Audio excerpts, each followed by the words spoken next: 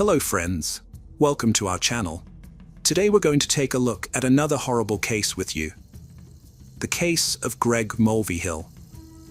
Diana Lovejoy and Greg Mulvihill, both living far from their families, met through an online dating site in 2005.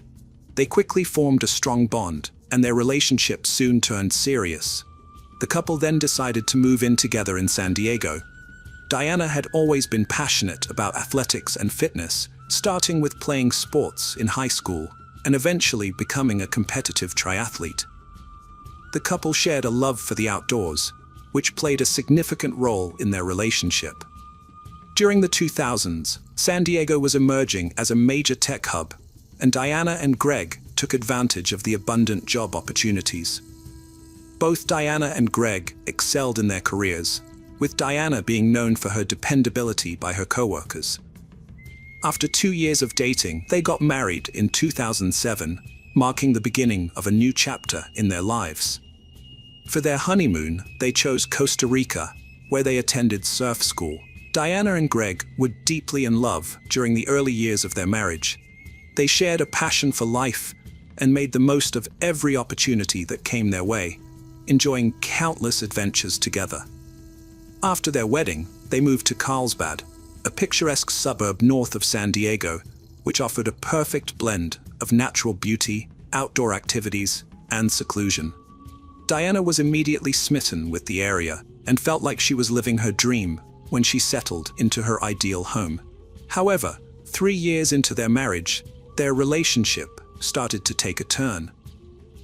Diana began to experience symptoms that led her to believe she had fibromyalgia, a chronic condition characterized by widespread pain and tenderness in specific areas of the body. Although the exact cause of fibromyalgia remains unknown, several factors are thought to contribute to its development. Diana's fibromyalgia diagnosis significantly impacted her marriage to Greg. Previously an energetic and adventurous person, she struggled to adapt to her new limitations, including reduced stress and rest. This sudden change in lifestyle created challenges for their relationship as a couple. In 2011, Greg took Diana on a relaxing vacation to Santa Cruz, California, to help her cope with her condition. As a caring husband, Greg recognized the toll fibromyalgia was taking on Diana's well-being, including constant muscle pain, fatigue, and limited energy. The illness made it difficult for her to maintain her job, and eventually, Diana had to step away from her career to focus on managing her symptoms. She began spending more time at home in Carlsbad. Above all, Diana's greatest desire was to be a mother, to love and raise a child, to be confident and happy. Diana and Greg had been trying to have a child for years, but unfortunately, Diana suffered multiple miscarriages. These losses took a toll on Diana, affecting her both physically and emotionally. Although she didn't have children, she poured her love into her 2 beloved cats, Lanny and Turtle. However, her world was turned upside down when Turtle fell ill and eventually passed away. To comfort Diana during this difficult time, Greg surprised her with a new kitten, which she named Taffy. This thoughtful gesture brought Diana immense comfort. In a surprising turn of events, Diana discovered she was pregnant after years of unsuccessful attempts to conceive. Overjoyed, Greg looked forward to becoming a father, while Diana felt her dream of motherhood finally within reach. In September 2012, Diana gave birth to a baby boy, and Greg took time off work to bond with their newborn son. Greg loved being a father and cherished every moment with his son. Diana, on the other hand, was always worried about her son's health and happiness. As time passed, she started to suspect that her son might have a similar condition to her fibromyalgia. However, Greg was convinced that their son was healthy and didn't see any reason to worry. Despite their differing opinions on their son's health, Diana remained convinced that her son was ill. She began researching extensively and discovered a medication called guaifenesin, which was similar to Mucinex and often used to treat chest infections. Some people believed it could also alleviate fibromyalgia symptoms. Diana was determined to give her son high doses of guaifenesin, but Greg strongly opposed the idea, fearing it was unnecessary and could harm their son. This disagreement over their son's healthcare created growing tension in their marriage. Diana and Greg's marriage became increasingly strained after Greg suffered a shoulder injury that forced him to quit his job. As a result, the household income decreased, and Diana took a sales job to compensate. She also tried to earn extra money by creating online cooking videos, with Greg handling the camera work. However, this venture didn't yield the desired results. Diana also appeared in promotional videos for kitty litter, but this effort also failed to bring in significant revenue. As their financial struggles continued, Diana and Greg's disagreements escalated, particularly regarding their 2-year-old son's health. By this point, they were constantly fighting, and their relationship was in jeopardy. Diana confided in her co-workers that she felt Greg was unhelpful and unsupportive. In July 2014, Greg had a disturbing encounter with a police officer who questioned him about allegations of abuse made by Diana. According to the officer, Diana had filed multiple police reports against Greg, leading to his removal from the family home. Diana and their son were allowed to stay, leaving Greg to face the consequences of the allegations. Diana told a trusted friend that she had been assaulted by Greg while she was sleeping. She took medication that made her drowsy, and when she started to wake up, she realized Greg was touching her inappropriately without her permission. Diana also accused Greg of sexually abusing their son. The authorities, including Child Protective Services, got involved after Diana made these allegations. Greg denied the accusations and claimed that Diana was only making these charges because he disagreed with her about their son's health issues. In response, Greg filed for divorce from Diana and requested custody of their son. Detectives investigated claims that Greg abused Diana and their son, but found no evidence to support these allegations. In fact, psychiatric evaluations of Greg and the boy revealed no signs of abuse. A judge ultimately dropped the case and granted Greg 50-50 custody of their son, much to Diana's dismay. Despite this, Diana remained committed to being a good mother and distancing herself from Greg and the associated drama.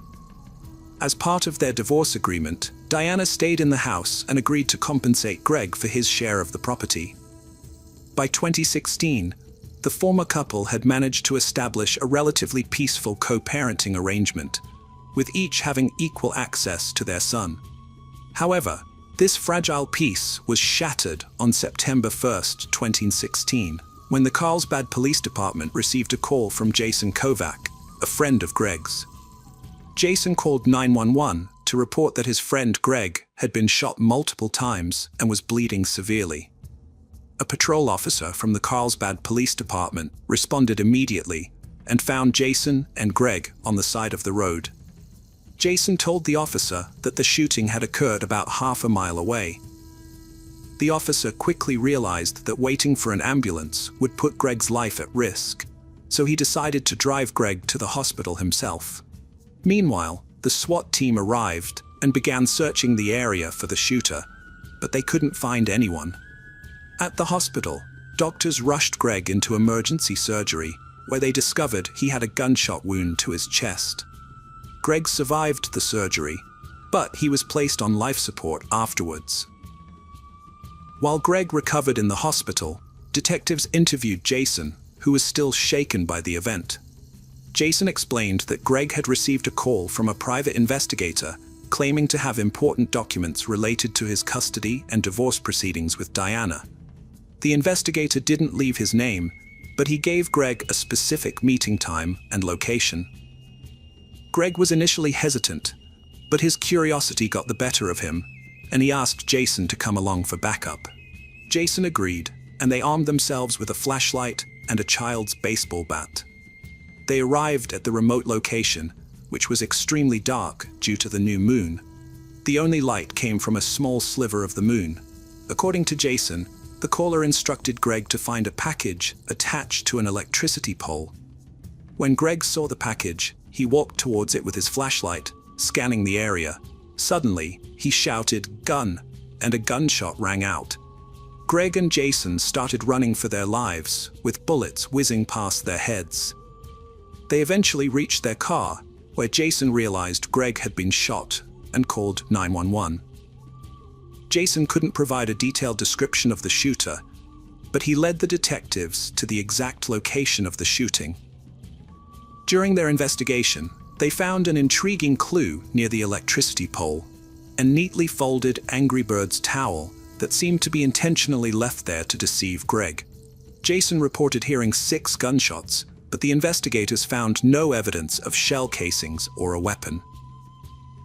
This lack of forensic evidence suggested that the shooter was experienced and knowledgeable about covering their tracks. During their search, the detectives noticed a strong smell of feces in the air, which led them to a pile of feces accompanied by a towel that seemed to have been used for cleanup. The investigators preserved the feces sample and towel as potential evidence, carefully packaging and transporting them to the crime lab for analysis. However, obtaining DNA evidence from the feces sample could take up to a month. In the meantime, the detectives continued their search for a suspect, investigating all available evidence and following up on leads. They focused on Greg's estranged wife, Diana Lovejoy, and questioned her about her possible involvement in the shooting. Diana denied any knowledge and provided an alibi, stating she was at home with her son at the time of the shooting. Greg unexpectedly woke up from life support and began to recover. When he was well enough, he was interviewed by detectives, who asked about his estranged wife's potential involvement. Greg expressed doubt that Diana was capable of such violence, but acknowledged their past conflicts and ongoing divorce and custody battle over their son.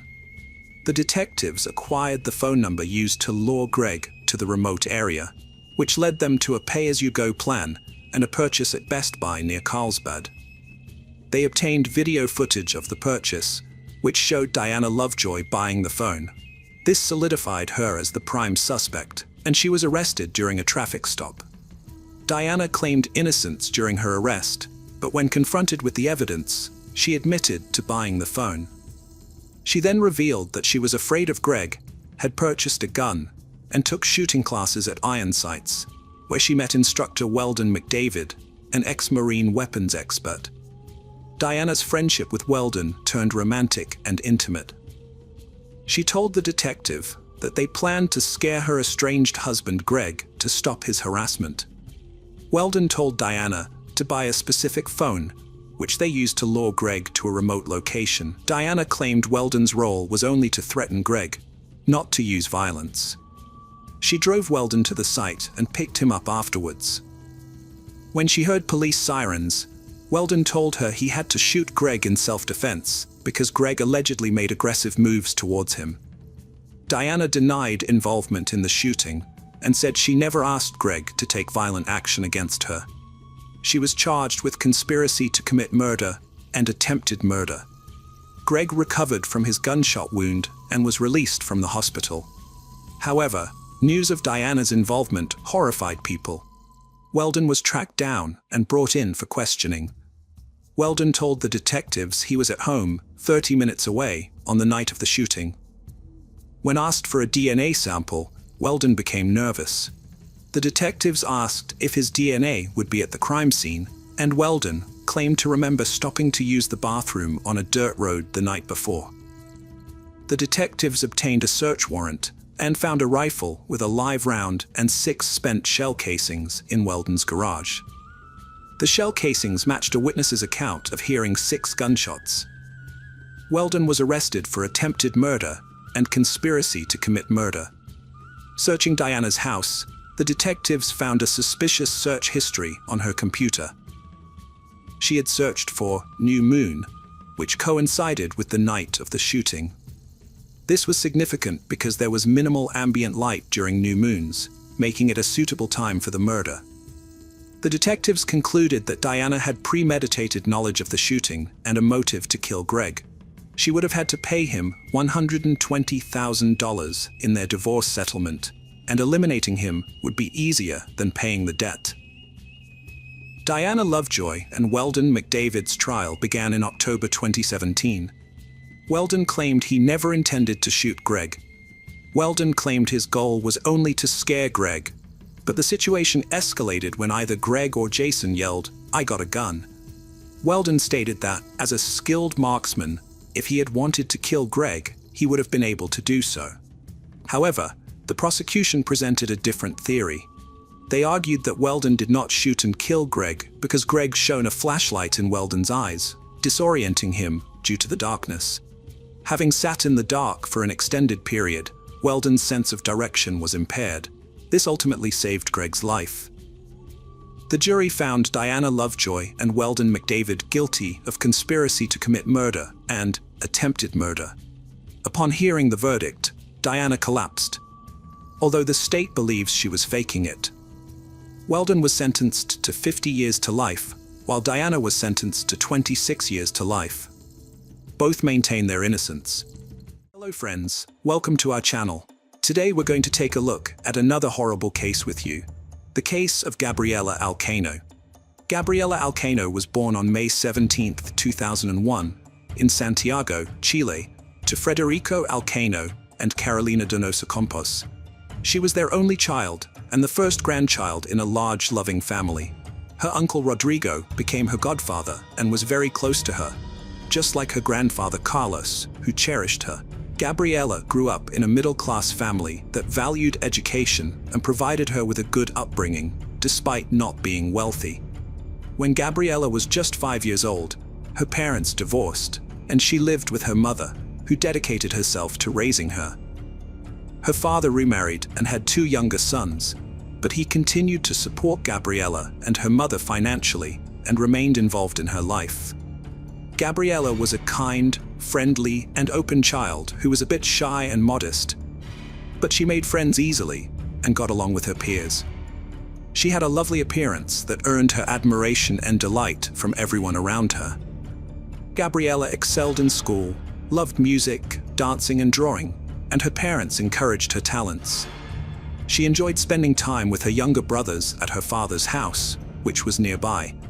And overall, her childhood was a happy and carefree time surrounded by loving family members. At 15, Gabriela fell in love for the first time with Fabian, a fellow student at her school who was only a year older. They started out as a happy couple, walking hand in hand, eating ice cream and stealing kisses. Fabian came from a good family, and his parents were well respected and wanted the best for him. However, Fabian himself was quiet and secretive, avoiding eye contact and preferring not to talk to others. This led many to assume he was shy, but it's likely he struggled with social anxiety. When Gabriela introduced Fabian to her father, he approved of her choice, seeing Fabian as calm, responsible, and rational. The father had a serious talk with Fabian, asking him to take care of Gabriela and promising not to harm her or let others harm her. Fabian promised to do so. At first, their relationship was loving and calm, with Fabian genuinely trying to be attentive and caring. However, this peace didn't last. After a few months, Fabian's true nature emerged, and he became controlling and cruel. He tried to dictate every aspect of Gabriela's life, became jealous, and decided who she could and couldn't hang out with. He monitored her phone, demanding immediate responses to his calls and messages, and would throw tantrums if she didn't comply. For the first 6 months of their relationship, Gabriela downplayed her boyfriend Fabian's frequent outbursts of anger and jealousy, thinking they were temporary and that he would eventually go back to being the kind and caring person she fell in love with. She tried to accommodate all his demands, hoping that his behavior would improve.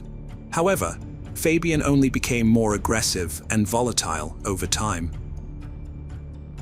He started to emotionally wear Gabriela down, and his abuse eventually escalated beyond verbal aggression. He would physically intimidate her, slapping her, pulling her hair, and grabbing her hands. Although these actions often left no visible marks, friends began to notice bruises on her wrists and shoulders, evidence of Fabian's rough handling. As Gabriela struggled to cope with the abuse, she became withdrawn and depressed. Her friends and family noticed the change in her, seeing the tears in her eyes and the sadness that had replaced her former smile. She started distancing herself from others, avoiding contact with people Fabian had forbidden her from speaking to. Gabriella repeatedly tried to have conversations with her boyfriend Fabian, but it was unsuccessful. She even broke up with him multiple times, only to be coerced back into the relationship by Fabian. This pattern of breakups, stalking, and threats continued for over a year. In 2017, Fabian got into trouble for physically attacking a classmate outside of school. He was accused of abuse and assault, and faced possible jail time. However, the case was settled out of court, and Fabian was expelled from school, forced to complete his education through homeschooling. After this event, Gabriella finally decided to end the toxic relationship for good. However, Fabian refused to accept it. He apologized, made empty promises to change, and begged her to take him back. When Gabriella rejected him, Fabian resorted to stalking, blackmail, and threats in an attempt to control her and maintain their relationship. Fabian stalked Gabriella at her school and home, even attempting to break into her bedroom through the window. He bombarded her with dozens of calls, texts, voice messages, and social media messages, making constant threats and tearful apologies in an effort to control her. Despite his harassment, Gabriella remained firm in her decision to end the relationship. Fabian would occasionally vanish for weeks, giving Gabriella a glimmer of hope that he had finally moved on. However, he would inevitably reappear, terrorizing her and refusing to leave her be. He followed her everywhere, showing up unexpectedly and causing disturbing scenes. As a result, Gabriella became terrified of being alone, always ensuring she was accompanied by friends or family. She would go to her mother's workplace after school, and they would head home together. When she needed to travel, she would ask her father or uncle to escort her. This ordeal continued for months, leaving Gabriella drained and exhausted, though she tried not to show it. A series of tragic events began in early 2018, when the Alcano family was devastated by a terrible crime. A burglar broke into Federico's home, where his second wife lived, and murdered her while the children were at school, and Federico was at work. The perpetrator, a neighbor with a prior criminal record, was apprehended immediately. Gabriella and her mother stepped in to support Federico and his children during this difficult time. This tragedy temporarily shifted Gabriella's attention away from Fabian, who had mysteriously disappeared around the same time. Meanwhile, Gabriella was also busy preparing for entrance exams, driven by her ambition to attend one of Santiago's top universities and pursue a career in journalism or advertising. The tragedy was only the beginning of a series of devastating events for the Alcano family. By May 2018, Fabian, Gabriella's ex-boyfriend, began stalking her relentlessly. He would climb over her home's fence or show up at the supermarket or mall, making her feel unsafe everywhere she went. Gabriella was terrified and sent screenshots of threatening messages from Fabian to someone, pleading for help. She confessed her fear for herself and her loved ones, but chose not to tell her family about the stalking and threats, afraid of worrying them. On June 10, 2018, the Alcano family gathered at Carlos's house to celebrate his 80th birthday. However, this joyful family event would ultimately be the last day of life for Gabriella and her mother, Carolina. The evening seemed happy and uneventful, filled with laughter, music, and a large family meal. Gabriella played with her younger brothers and cousins, but appeared troubled and distant. Her uncle Rodrigo noticed her distress and asked if everything was all right. But Gabriella just smiled sadly, shrugged, and said she was nervous without explaining why. Her uncle chose not to press the issue, thinking she would open up when ready, but later deeply regretted this decision. After the party, Federico drove his ex-wife and daughter home. He kissed Gabriella on the forehead, told her he loved her, and assured her she could count on his support in any situation. Then he returned home with his younger children. This was the last time he saw his eldest daughter and his first wife alive. At around 4 a.m. on June 11th, Fabian, armed with a hunting knife, jumped over the fence of his ex-girlfriend Gabriella's house. He planned to sneak into her bedroom through the window and attack her. But just as he was about to enter, the lights turned on and the back door creaked open. Carolina, Gabriella's mother, had been awakened by the noise and was checking on the commotion. Fabian attacked her, pushing her back inside and stabbing her repeatedly. In total, he inflicted 36 stab wounds, mostly to her chest, neck, and head, leaving her with no chance of survival. Carolina managed to scream briefly, which woke up Gabriella, who rushed downstairs to investigate. As she descended, she saw Fabian, covered in blood and enraged. He grabbed her and dragged her down. Gabriella desperately tried to call emergency services on her phone, but Fabian stopped her. He then stabbed her in the chest, piercing her heart, which proved to be a fatal blow. Fabian moved Gabriella's body to the kitchen, where Carolina's lifeless body lay. He attempted to erase his traces by wiping fingerprints and cleaning bloody footprints. He then washed himself and the murder weapon in the bathroom. Finally, he quietly left the house around 5:30 a.m. without being noticed by the neighbors. After Carolina failed to show up for work for 2 days and didn't answer her phone, her colleagues became worried. She was a responsible person and wouldn't just disappear without a reason. Her boss contacted Federico, her partner, to ask if he knew what was going on. Federico was shocked and tried calling Carolina, but her phone went unanswered. He also tried calling his daughter, Gabriella's phone, but it was turned off. He then called his brother Rodrigo, who hadn't seen or spoken to the two since Carlos's birthday party. Federico rushed to Carolina's house, which looked empty, but the car was still in the garage. He walked around the house, knocking on doors and peeking through windows, but he didn't want to go inside, even though he had a spare key. Instead, he called the police and asked them to check the house. When the police arrived, they wondered why Federico hadn't used his spare key to enter the house. Federico admitted he was afraid of what he might find inside. At 11 a.m., he finally opened the door and went in with the officers. That's when they discovered the bodies of Carolina and Gabriella on the kitchen floor. They had been dead for over a day. Federico was overwhelmed with grief and desperately called for an ambulance, pleading with someone to save his loved ones. However, the officers had to calm him down, and his agitated behavior raised suspicions. As a result, he was taken outside to a police car for further questioning. When Federico tried to leave the car and found the door locked, he demanded to know why. It was then that he realized he was being treated as the prime suspect in a double murder investigation. Rodrigo soon arrived at the scene and was shocked to find that his brother was being held by the police. He was devastated by the news of his niece's death and couldn't understand why there was no ambulance or any medical assistance being provided. Both Federico and Rodrigo were taken in for questioning, and their alibis were thoroughly investigated. Fortunately, they were eventually cleared of any wrongdoing, as it was established that they were with their family at the time of the crime. Further investigation revealed that Gabriella had been stalked by her ex-boyfriend, with friends providing evidence of threatening messages and voice recordings. Federico remembered the obsessed suitor his daughter had tried to break up with, but he never thought the seemingly harmless boy she had introduced to him was capable of such a horrific crime.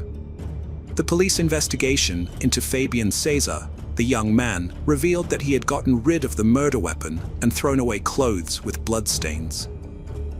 Despite this, his shoes still had tiny blood drops on them, and the pattern on the soles matched prints found at the crime scene. Furthermore, 4 of Gabriella's classmates came forward to say they had heard Fabian threaten Gabriella, stating he would rather kill her than let her go. As the evidence and witness statements mounted, Fabian was forced to admit to the crime.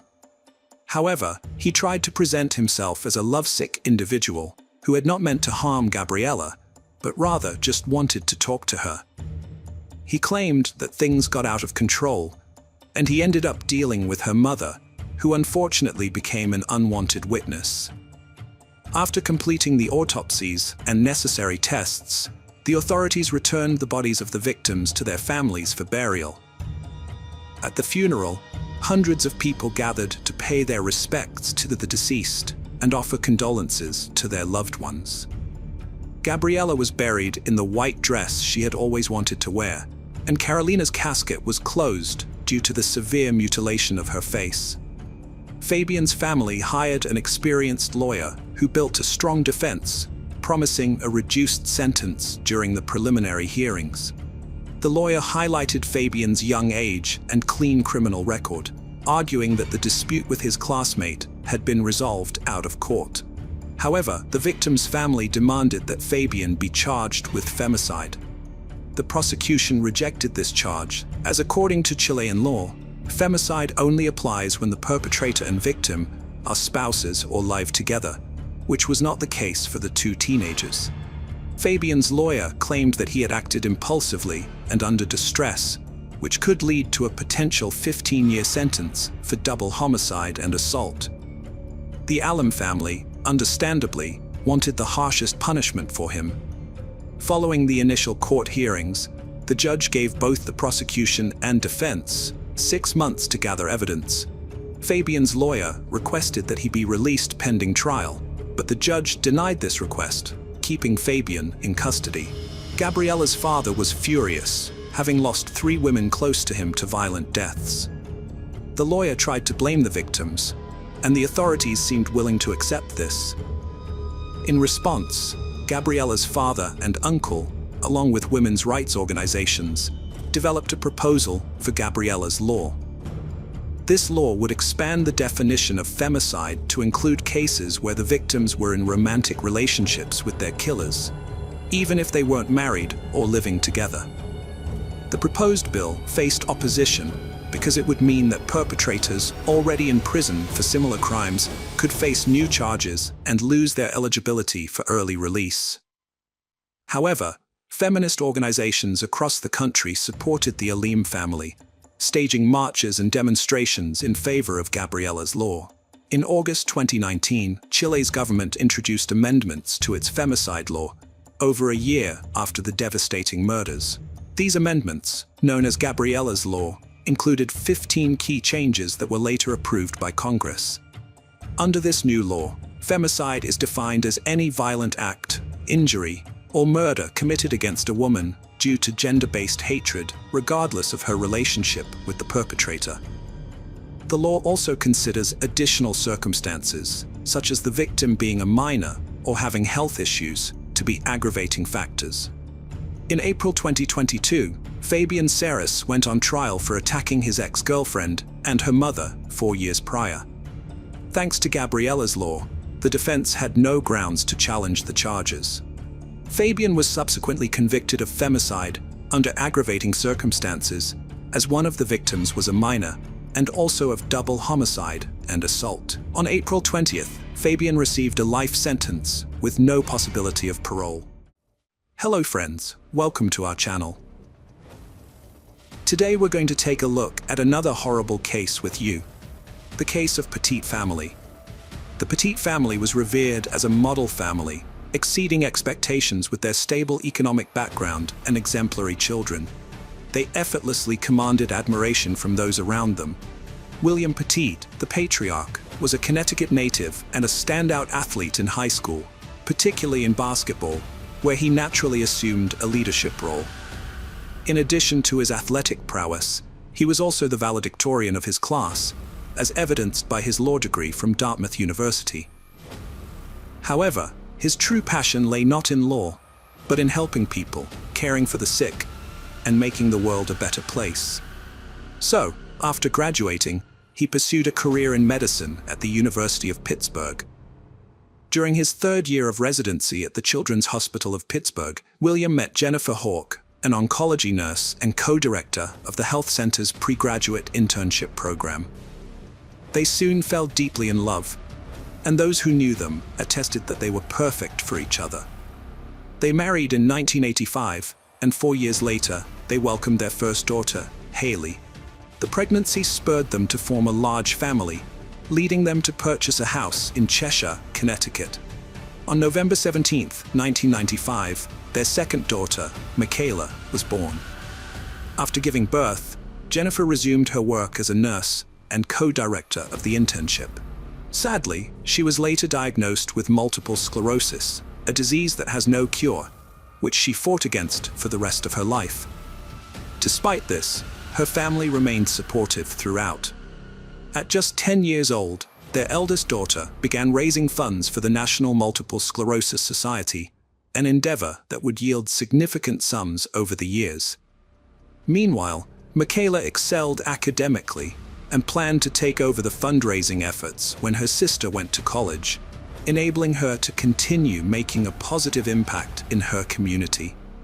Having spent the summer learning to cook, she often delighted in preparing meals for her family.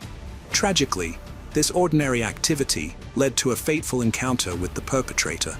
On a July night in 2007, Michaela was preparing dinner for her family, but required additional ingredients for her recipe. So she and her mother went to the nearest market. Joshua Komisarjevsky, who had recently been released from prison, happened to be at the same location. Komisarjevsky's childhood was marked by trauma and complexity.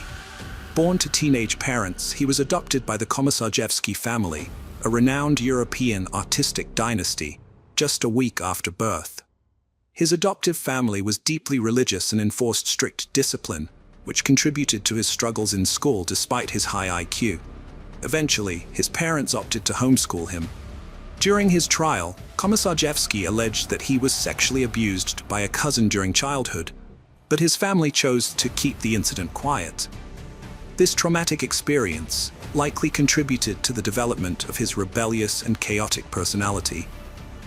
By 14, Joshua Komisarjevsky had faced accusations of abusing his sister, and around this time he committed his first burglary, launching his career as a thief. In 2002, he was arrested for the first time on 18 counts of burglary and theft, earning him a 9-year prison sentence. During the trial, he made a chilling admission, revealing that he derived pleasure from listening to people while they slept and invading their privacy, feeding off their insecurity. Released on parole in 2007 at 27, officials deemed him a threat to society, a calculating criminal with perverted tendencies. But the jury disregarded these warnings, deeming Joshua fit for release. After his release, he moved into a halfway house for ex-convicts, where he encountered his future accomplice, Stephen Hayes. Hayes had a lengthy history of incarceration, starting at the age of 16 in 1980. Throughout the years, he was repeatedly arrested for violent robbery and burglary, earning him multiple sentences. In 2004, he received a prison sentence, only to be granted parole in 2006, which ultimately led him to the same residence where he crossed paths with Komisarjevsky. On the night of July 22, 2007, Michaela Petit was busily preparing dinner for her family, only to realize she needed additional ingredients to complete her recipe. She asked her mother to drive her to the nearest market to pick up the necessary items. What they didn't know was that they were being closely watched by Komisarjevsky, who took meticulous note of every detail, from the make and model of their vehicle to their facial features and Michaela's distinctive blonde hair. After finishing their shopping, the Petit family returned home, oblivious to the fact that they were being tailed. The family had a peaceful dinner, unaware it would be their last together. Later, while the others slept, William Petit dozed off in the living room. Suddenly, strange noises shattered the peace. William was attacked, beaten with a baseball bat, and left tied up in the basement. The intruders proceeded upstairs to locate Haley's room, where they found her asleep. Haley and her sister Michaela were bound to their bedposts by their hands and feet, their heads shrouded by pillowcases. In the master bedroom, Jennifer Petit slumbered peacefully. The intruders crept in and roused her effortlessly, swiftly restraining her hands and feet. With the family members under their control, the intruders took their time to survey the premises, even pausing to smoke cigarettes in the living room. After ransacking the home for jewelry, cash, and other valuables, they finally prepared to depart. As the Petits heard the burglars making their exit, they must have thought the ordeal was finally over. But, unbeknownst to them, their torment was only just beginning. After selling stolen items at a pawn shop, the ex-convicts were disappointed to find they hadn't gotten as much money as they had expected. Motivated by greed, they decided to return to the house. There, they found a check register with $40,000 and planned to steal $155,000. Before going back, they filled a couple of gasoline cans, which was captured on surveillance camera footage. Back at the house, they presented their plan to Jennifer, threatening to kill her entire family if she didn't cooperate. Desperate to protect her daughter, Jennifer agreed to accompany Stephen to the bank the next morning. Meanwhile, Joshua took advantage of Jennifer's absence by entering Michaela's room, where he untied her and began to undress her. He took photos with his cell phone and sexually assaulted her, recording the act. Afterwards, he took her to the bathroom to clean her and ensure no DNA evidence was left behind. Then, he ordered her to put her pajamas back on and tied her up again. The autopsy of Michaela later revealed evidence that Thomas Arvey had raped her. During the examination, State Medical Examiner Dr. Wayne Carver found Arvey's DNA in her body. At the bank, everything appeared normal, but Stephen was unaware of Jennifer's actions in the queue before she approached the teller. While waiting in line, Jennifer wrote a discreet note on a flyer asking for assistance.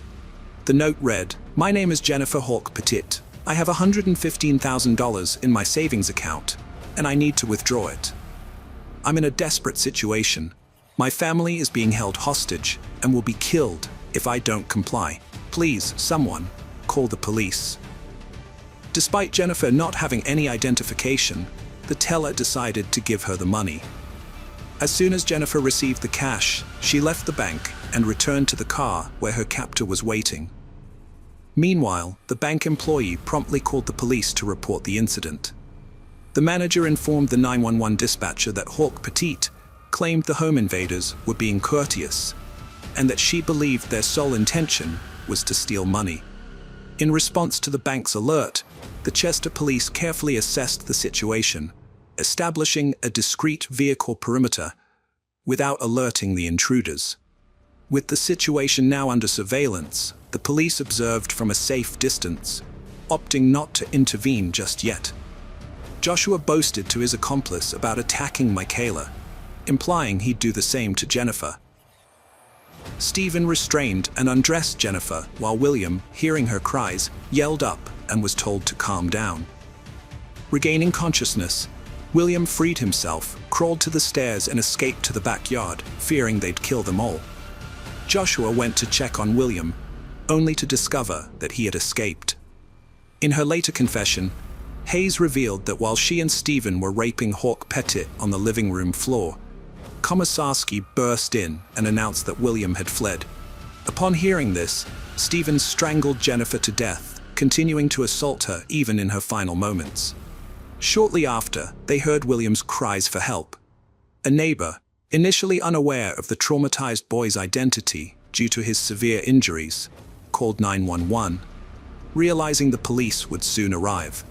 To eliminate all evidence, the intruders doused Jennifer's lifeless body and parts of the house, including the daughter's bedrooms and their own clothing, with gasoline.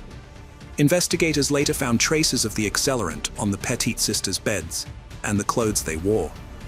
Hayes and Komisarski set the house ablaze and fled, unaware that the authorities had set up a perimeter a few miles ahead. Within 5 minutes, they collided with a police vehicle, and after being surrounded, the two perpetrators were pulled from their car and arrested. They were immediately identified as ex-convicts. Meanwhile, the fire raging through the house was growing in intensity. An ambulance arrived, and Dr. William Petit, the gravely injured father, was rushed to the nearest hospital. Soon after, firefighters battled the blaze, and upon extinguishing it, they stumbled upon a horrific scene amidst the remnants of the house. The first body discovered was Jennifer's, her remains charred with remnants of rope bound to her ankles.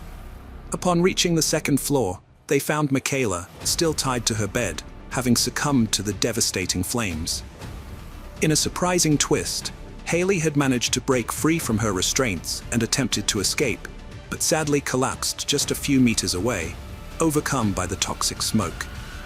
William managed to free himself from his restraints, escape the house, and crawl to a neighbor's yard to seek help. The neighbor failed to recognize him at first, due to the severity of his injuries. Both Hayes and Komorowski confessed to the murders. During her interrogation, detectives noted that Hayes smelled of gasoline throughout.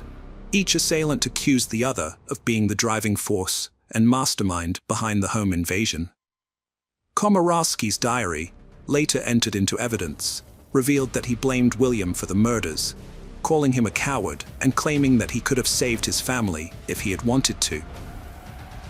The trial of Stephen Hayes began on September 13, 2010, with a jury comprising 7 women and 5 men. The defense argued that Joshua Komorowski was the mastermind behind the crime, responsible for escalating its violent nature, while prosecutors argued that both Hayes and Komorowski shared responsibility. After approximately 5 hours of deliberation on October 5th, the jury found Hayes guilty. The sentencing phase began on October 18th, with the jury initially divided over recommending life imprisonment or death. Hayes' defense argued that life imprisonment without parole would be a harsher punishment. On November 8th, the jury recommended the death sentence for Hayes on each of the 6 capital felony counts.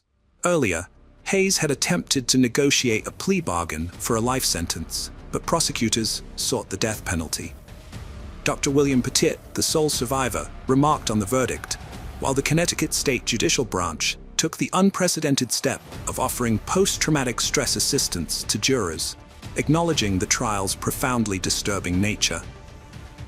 This historic measure was necessitated by the jurors' 2-month exposure to graphic images and gruesome testimony during the triple murder trial, marking the first time the state judicial branch had provided such support. On December 2, 2010, Hayes expressed remorse for the suffering he had inflicted on the Petit family, stating that his own death would be a welcome relief and hoping it would bring peace and comfort to those he had hurt. Judge John Blue handed down 6 death sentences and an additional 106 years for other crimes.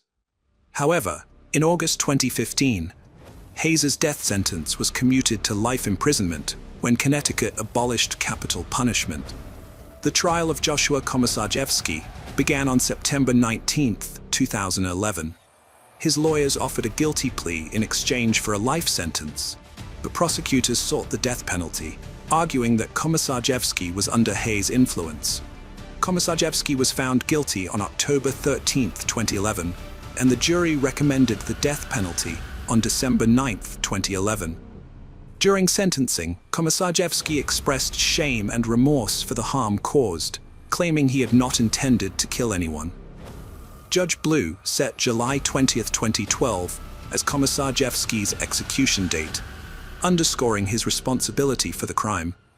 However, like Hayes, Komorowski's death sentence was converted to life imprisonment in August 2015, following Connecticut's abolition of the death penalty.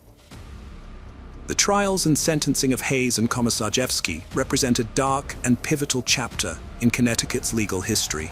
The heinous nature of the crimes and the emotional toll on all involved, including the jurors, exposed the complexities and challenges of the legal system in dealing with such atrocious acts. Dr. Petit's statements during the trials poignantly highlighted the lasting impact of the crime on surviving family members and the community, which continues to pay tribute to the memory of the victims. The sole survivor, Dr. William Petit, was released from the hospital just 4 days after admission to attend his family's funeral. Tormented by guilt and the anguish of having survived, he later founded a foundation to aid children and young victims of violence, raising hundreds of thousands of dollars. He later pursued a career in politics, becoming a state representative as a member of the Republican Party. The brutal murders of the Petit family have had a profound and lasting impact on the community, which comes together every year to honor their memory. Lingering questions persist among family members and the public regarding whether the authorities responded adequately to the crisis, particularly with respect to the time spent observing the situation from a safe distance, which may have been critical in preventing the devastating outcome. Hello friends, welcome to our channel. Today, we're going to take a look at another horrible case with you, the case of Dupont de Ligonnès. In early April 2011, the shutters of house number 55 on Boulevard Robert Schumann in Nantes, France, remained closed for the first time in years. This was unusual because the house, which belonged to the Dupont de Ligonnès family, was typically filled with the sounds of the family's 4 teenage children and their 2 dogs. The family consisted of Xavier, his wife Agnes, and their children. The neighbors, who were accustomed to seeing the shutters open even when the family was on vacation, noticed the unusual silence and alerted the local police, fearing something might have happened to the family. During the initial police inspections, no signs of the Dupont de Ligonnès family were found. However, on the 5th inspection, a horrific discovery was made. Xavier Dupont de Ligonnès was born on March 9, 1961, in Versailles, a western suburb of Paris. He was the eldest son of French Count Bernard Hubert Dupont de Ligonnès and his wife Geneviève Tertz. The family also had a daughter named Christine, born in 1966. When Bernard deserted his wife for a mistress, Xavier took on a leadership role in his family, caring for his mother and sister. Christine began to claim she received divine messages, which she transcribed during automatic writing sessions, similar to those of a surrealist poet. Her unusual beliefs gradually evolved into doomsday sermons, leading her to establish a cult called the Church of Philadelphia. This group attracted members of the aristocracy, whom Geneviève convinced were chosen to survive the impending apocalypse and participate in the world's rebirth. According to Geneviève, Christine was destined to give birth to the Savior, a child who would be the reincarnation of both Jesus and Satan, and thus bring salvation. Although Xavier inherited his father's noble title, he showed little interest in French traditions, instead being captivated by luxury, high-performance cars, and eccentricities. He also greatly admired the United States. Geneviève financially supported Xavier's extravagant lifestyle through significant donations from cult members, who were sworn to secrecy about their activities. On the beautiful island of Bréhat in 1974, Xavier formed a strong and lasting bond with Emmanuel Teneur. The 2 boys developed a deep, mutual understanding that continued throughout their lives. Although Emmanuel confessed his love for Xavier, which was rejected, their close friendship remained unaffected. 2 years later, Xavier met Agnès Honer, born on November 9, 1962, in Neuilly-sur-Seine, near Paris.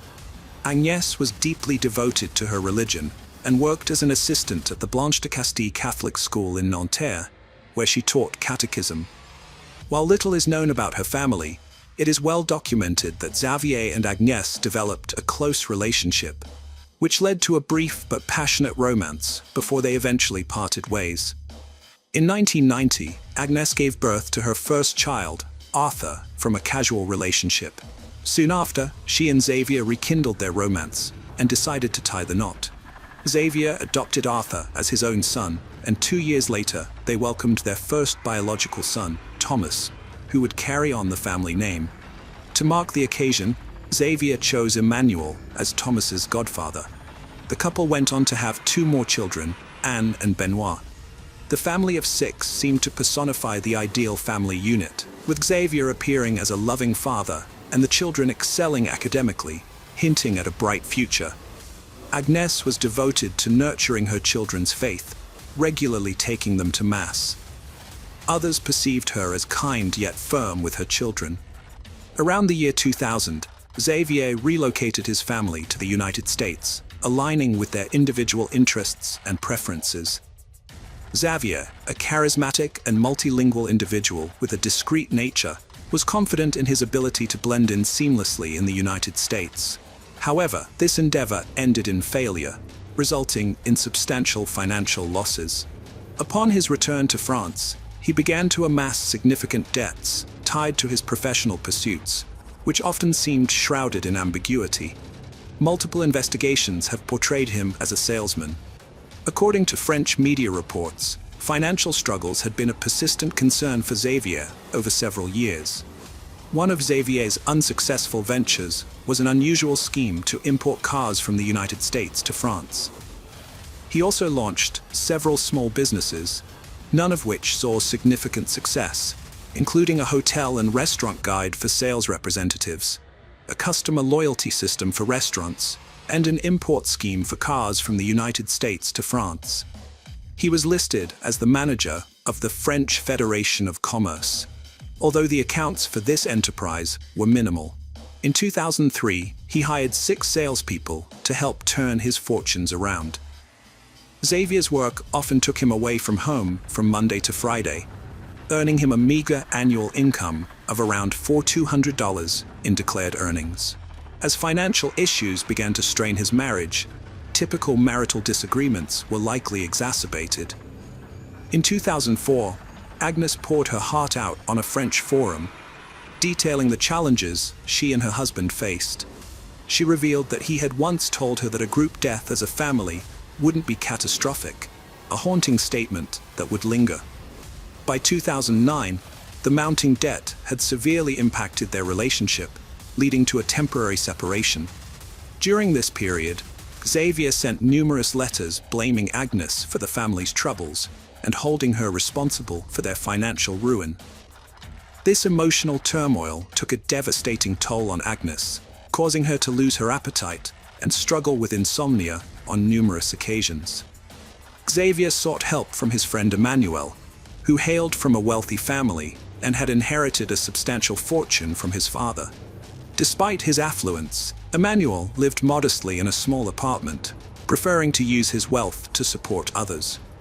He was an enigmatic and somewhat eccentric individual who never hesitated to lend Xavier significant sums of money. In addition to financial support, Emmanuel funded Xavier's travels and even co-signed for the house where Xavier eventually settled with his family in the late 2000s. Thanks to Emmanuel's generosity, the family resided in a cozy chalet located in the suburbs at 55 Boulevard Robert Schumann, west of N. As they settled in, the neighbors quickly formed the impression that Agnes was domineering and less pleasant than her husband. Behind closed doors, Agnes faced a personal crisis. She saw Xavier as both too fragile and paradoxically too rigid, almost militaristic in his behavior. While he played the role of head of the household, he was emotionally distant, lacking tenderness and affection, and sometimes even abusive. Agnes confided in her Thursday prayer group friends about her fears regarding Geneviève's control over Xavier. She painted her mother-in-law as a mentally unstable mystic, and her concerns ran deep. On January 20th, 2011, Bernard passed away, marking a significant turning point. Given the contrast between his lavish lifestyle and financial struggles, Xavier hoped his father's demise would yield a substantial inheritance. However, he was in for a rude awakening upon reviewing his father's estate, only to find a few papers, a rifle, a card, a ring, and some cash, which he promptly claimed. Within hours of Bernard's passing, Xavier used his father's card to withdraw cash. By February 2nd, he had obtained a firearms license, and by March 12th, he had purchased a silencer for the rifle.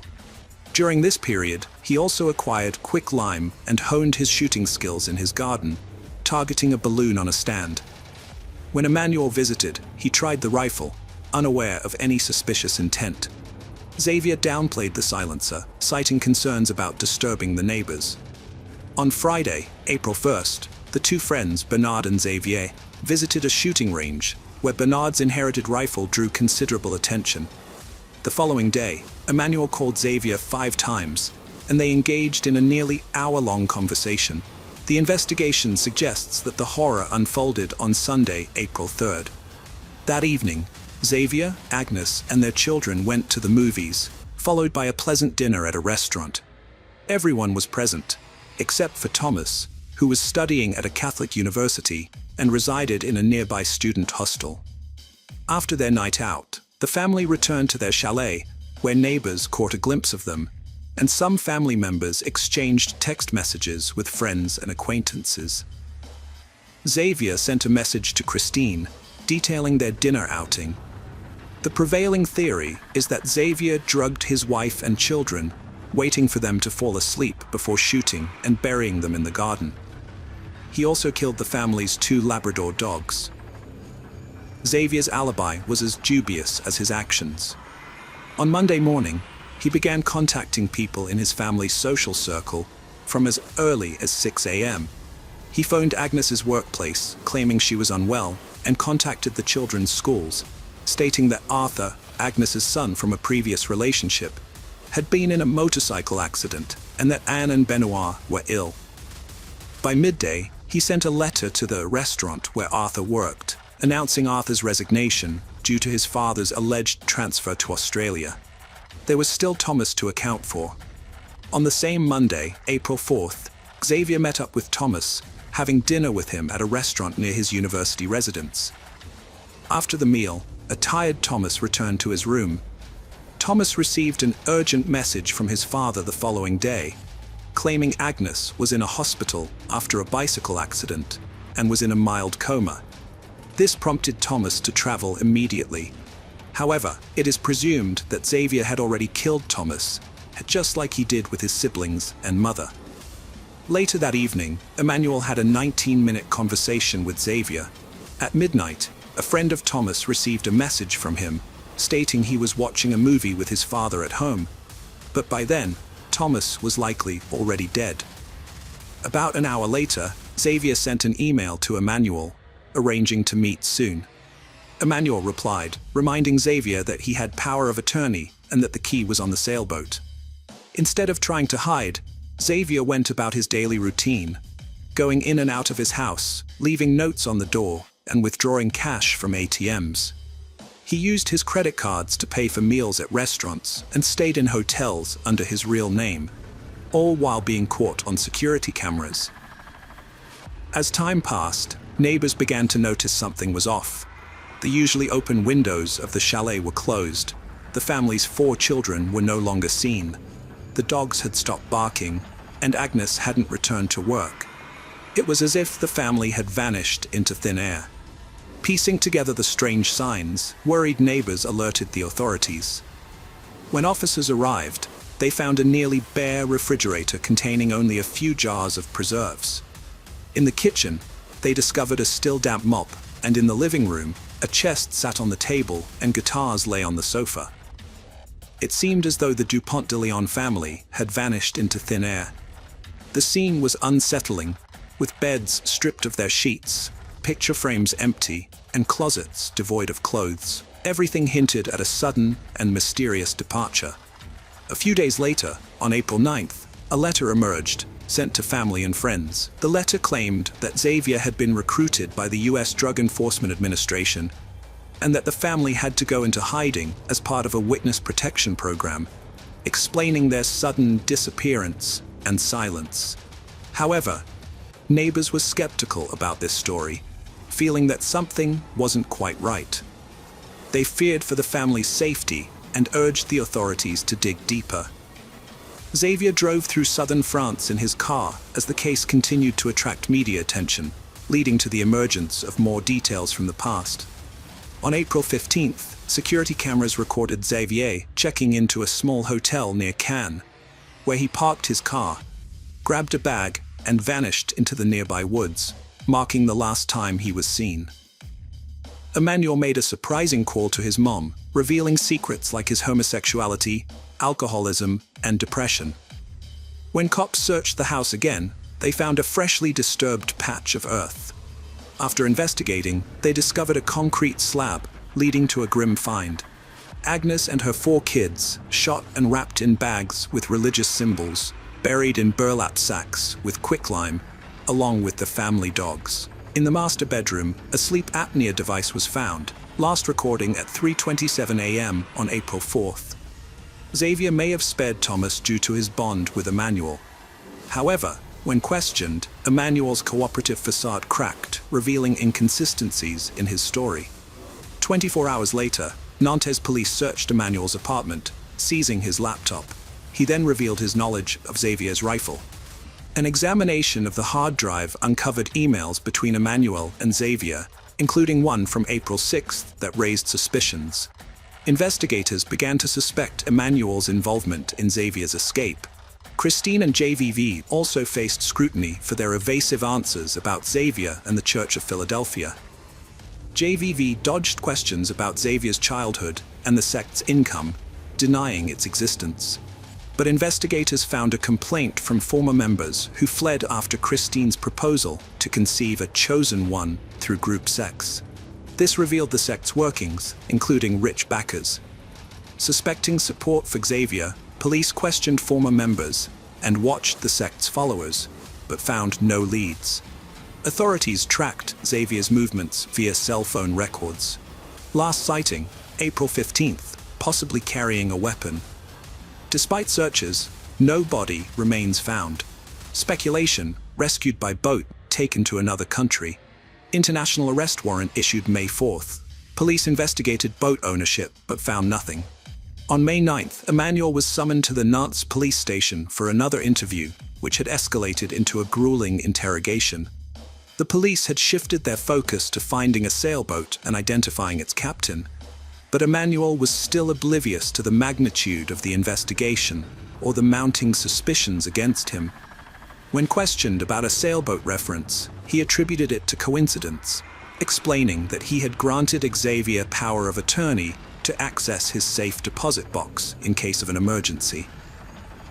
The key, he revealed, was hidden on a model sailboat in an apartment, and the safe contained only his will. The police, still frustrated and empty-handed despite the intriguing coincidences, ultimately released Emmanuel. At this point, the investigation remained shrouded in uncertainty. Emmanuel was viewed as a witness, with no arrests made, and police questioned the need to further interrogate him. However, they decided to apply pressure, given his credibility as an accomplice. A notable detail emerged when investigators found an unusual $4,200 check signed by Emmanuel, linked to a previously unknown Monaco account. Authorities requested account statements, but faced resistance due to Monaco's strict banking privacy laws. September 28th, 4 police officers visited Emmanuel's home. He emerged disoriented, in underwear, barely confirming his identity. His sparse apartment was cluttered with empty bottles, revealing deep loneliness. Emmanuel was tormented by the lack of letters or calls from his friend. The police now viewed him as a lost soul, not a suspect, wondering if they'd followed the wrong lead. Xavier had become one of France's most wanted alleged murderers, possibly even globally renowned. In 2015, a journalist claimed to have received a letter from Xavier, stating he was alive, but the handwriting, DNA, and fingerprint analyses failed to yield any conclusive evidence.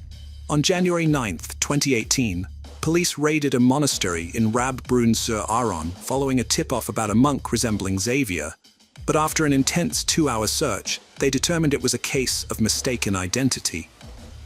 On January 18, 2019, Andual died of a heart attack, and that same year, authorities arrested a man they believed to be Xavier at Glasgow Airport in Scotland, but once again, it proved to be a case of mistaken identity. Another theory proposes that Xavier might be hiding in South America, specifically Argentina, where his linguistic skills and charisma would enable him to seamlessly blend in.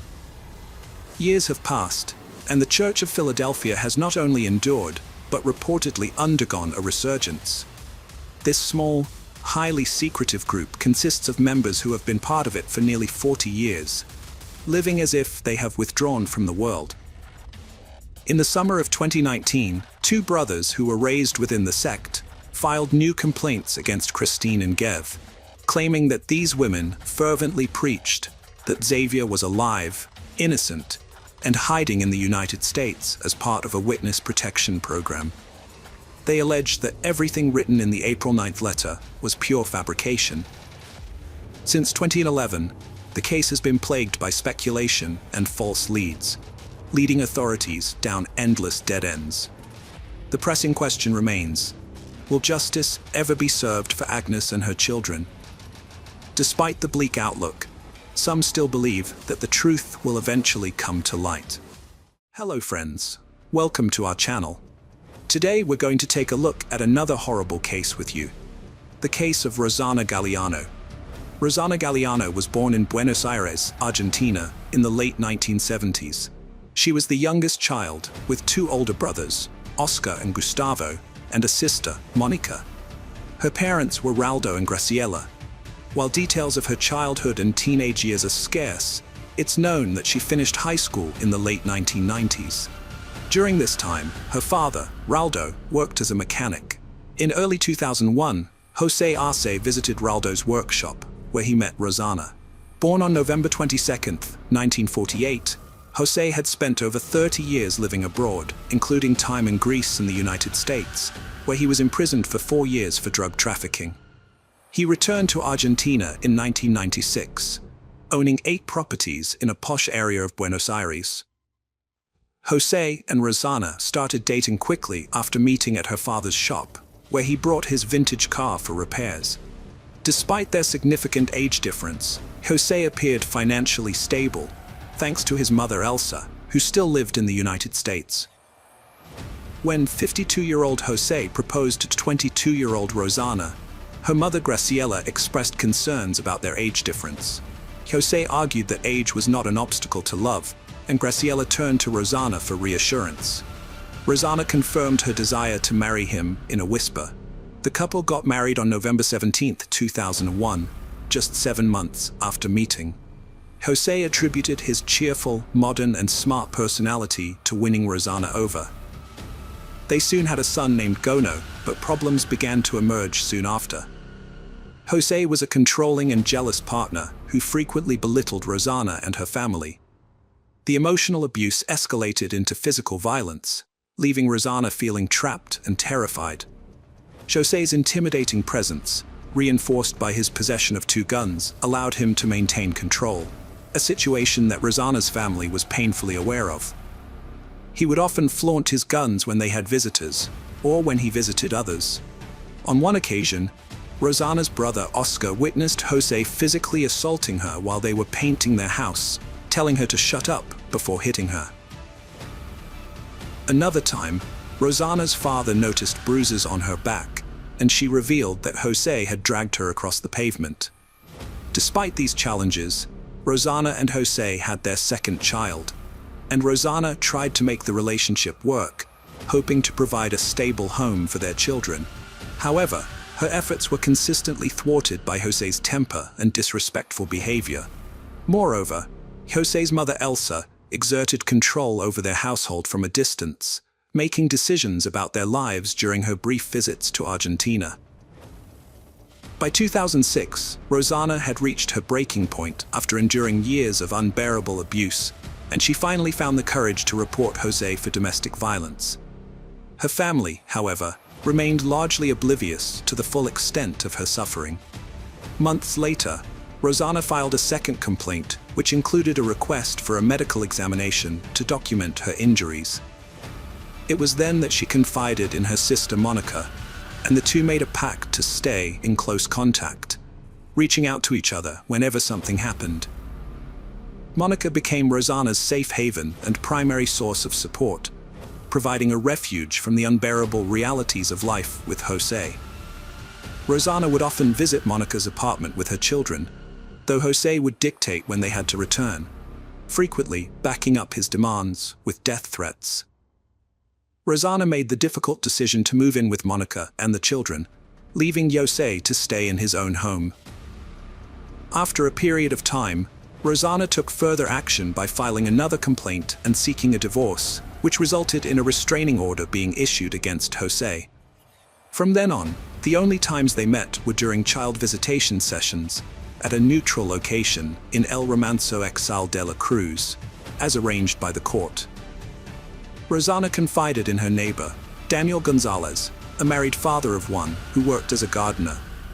Rumors began to circulate about a possible romantic relationship between Rosana and Daniel, although this was never confirmed. Meanwhile, Jose's threats persisted, and Rosana shared a chilling voicemail with her brother Oscar, in which Jose casually spoke about killing her in mid-2007 while socializing with friends at a bar. Rosanna met Oscar Lugo, a 32-year-old man from Marino who worked in a sewing workshop.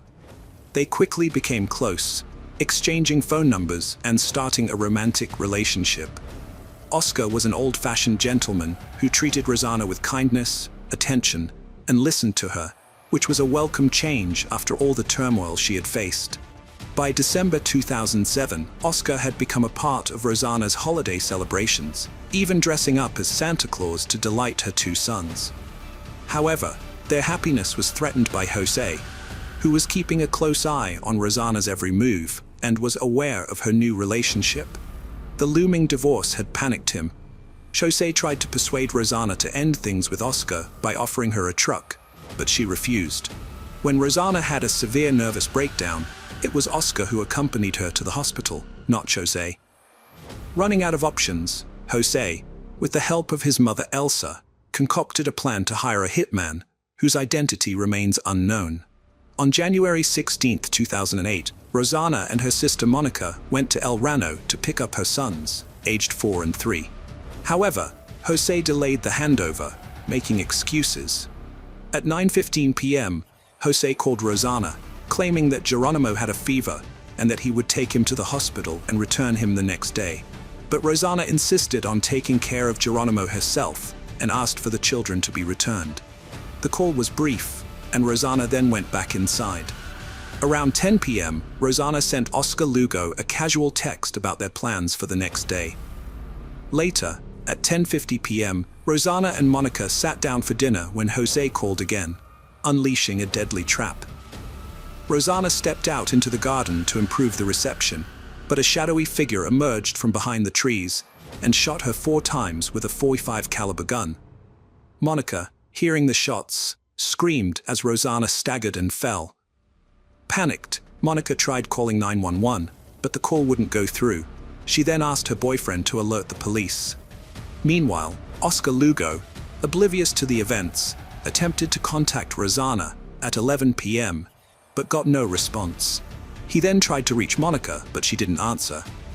The police investigation revealed that the shooter had entered from an adjacent vacant lot. A witness reported seeing someone fleeing through a gap in the fence, but couldn't provide a clear description due to the darkness. Jose was left stunned after being questioned and subsequently requested a lawyer to take over the proceedings before departing the following day. Meanwhile, a red sweater was discovered during further searches, which Rosanna's relatives identified as belonging to Jose, solidifying his position as the prime suspect in their minds. The case garnered widespread media attention, sending shockwaves throughout the country and sparking a scandal as Jose and his mother publicly proclaimed his innocence, while also making disparaging remarks about Rosanna and suggesting that her multiple lovers should be investigated instead. After the incident, Daniel the gardener became reclusive, shunning all human contact. On the night of Rosanna's funeral, Raldo observed Jose lurking in the distance, watching from his truck without offering condolences or joining the mourners. Jose's defense strategy later focused on discrediting Monica, Rosanna's sister, and the sole witness by raising questions about her behavior, such as why her clothes bore no blood stains and why she had prioritized calling for help over assisting her sister. However, this theory lacked credibility, and the investigators countered that the murder weapon was too heavy for a woman to wield. The detectives also highlighted a crucial point. Anyone familiar with the house would know that Rosanna had to venture outside to get a cell signal, suggesting a high degree of premeditation in the crime. During the investigation, Rosanna's sons were cared for by their father and grandmother Elsa, while their grandmother Graciela was granted limited access. In contrast, Monica and Oscar were denied access, with Jose citing safety concerns for his sons, despite the legal restrictions. The children longed to see their Aunt Monica, prompting Jose to occasionally allow supervised visits. Monica seized these opportunities to take the children to see a psychologist. Eventually, Graciela successfully obtained visitation rights, although she was denied guardianship. In a contemporaneous interview, Jose claimed that Rosanna had 4 lovers, all of whom had criminal records. According to Jose, Rosanna engaged in intimate relationships with these men to uncover their secrets, which she then leveraged to blackmail them for personal gain. Meanwhile, following threats, Oscar was placed under police protection as a protected witness in his sister's case, requiring him to wear a tracking bracelet. As 2007 drew to a close, investigators still lacked concrete evidence to bring charges against any of the suspects. However, a significant breakthrough came a year after the murder, when Jose was arrested in January 2008, charged with aggravated homicide due to their romantic relationship, premeditation, and the alleged involvement of multiple perpetrators. 4 years after the attack, Oscar exercised his visitation rights to take his nephews to play soccer, sharing a heartwarming hug with the 6- and 7-year-old boys. In April 2013, the trial commenced. Jose maintained his innocence during the May proceedings, but the trial was delayed when he suffered a stroke, ultimately pushing the final verdict to November 2013. The judges concluded that the murder was meticulously planned, bearing the hallmarks of organized crime. Jose and Elsa were found to have chosen the time and place for the attack, aware that a phone call would lure Rosanna outside, rendering her vulnerable. The court determined that financial motives drove the murder, as Jose sought to avoid splitting the marital assets. Jose and Elsa received life imprisonment sentences. The higher court upheld the conviction, citing Jose's threats, the domestic violence endured by Rosanna, and the dominant influence of his mother. The actual perpetrators of the shooting were never identified. In 2015, Jose and Elsa were placed under house arrest, with Jose's health and Elsa's age cited as reasons, allowing the children to reunite with them. The media continued to follow the children's story for years, during which Monica and Graciela had no contact with them. The boys were shuffled between homes familiar to their father, but unknown to Rosanna's family. In January 2017, the court granted the children a weekend visit with their maternal grandparents for the first time.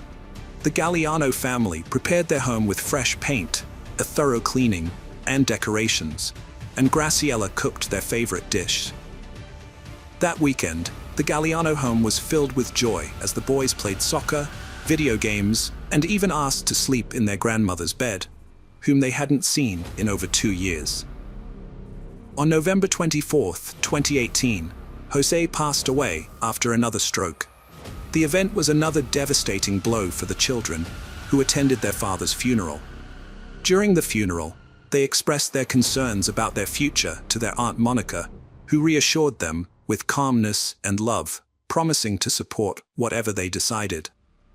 They chose to live with Monica, who then had to confront Elsa to communicate the boys' decision. Through these and many other instances, it was clear that Monica always prioritized her nephew's wishes, whether they wanted to talk or preferred silence. Monica's primary goal was to provide stability and comfort for the boys. In March 2019, Jono decided against switching schools, opting to stay close to his friends and see out his final 2 years. He returned to live with his grandmother, Elsa. Meanwhile, Monica pursued custody of Nahuan. Things appeared to be settling, but tragedy struck in late November 2019 when 87-year-old Elsa was hospitalized and shortly after passed away on November 30th. The following month, Monica was awarded custody of Nahuan.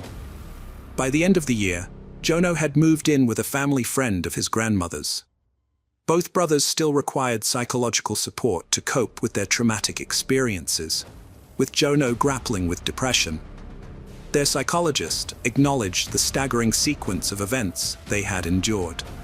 In March 2020, Jono's housemate passed away, prompting him to take refuge with his Aunt Monica until October of that year. When he turned 18, Geronimo rented a small apartment and began living independently, supported by the income generated from his inherited properties. Meanwhile, Monica initiated legal proceedings to secure their inheritance, fearing they might be stripped of their assets. Nouwen, on the other hand, demonstrated emotional stability thanks to the support he received, and was encouraged to continue attending therapy as needed. Hello friends, welcome to our channel. Today we're going to take a look at another horrible case with you, the case of Marta del Castillo. Marta del Castillo was born on June 19, 1991, in Seville, Spain, to Eva Casanova and Antonio del Castillo. At 17, her life took a devastating turn. On January 24, 2009, Marta was chatting with her best friend, Silvia Fernandez, when she abruptly ended the conversation, telling her she had to leave in a hurry because her boyfriend Miguel Carcano was waiting downstairs. She promised to fill her friend in on everything when she returned, saying she needed to clarify some issues in their relationship. In the hallway, Marta encountered her father, who cautioned her against getting on Miguel's motorcycle, but she simply kissed him on the cheek and left. At 5:30 p.m., Marta departed, and as the hours ticked by with no sign of her, her family grew increasingly worried. Her mother began calling acquaintances who might know something about Marta's whereabouts, including Carcano. Everyone seemed to think she was with Miguel, but when he failed to answer their calls, Marta's father decided to visit the boy's house. He rang the doorbell repeatedly, but no one responded. It wasn't until they managed to contact Samuel Benitez, a close friend of Miguel's, that they learned Marta had been dropped off at his house around midnight. This struck Marta's mother as suspicious, given the time was only 11:45. At 2 a.m., Marta's family reported her disappearance, but they had no idea it would become one of the most sensational cases in the country's history. 4 hours later, the police disclosed that Marta's boyfriend, Miguel Carcano, was already a suspect.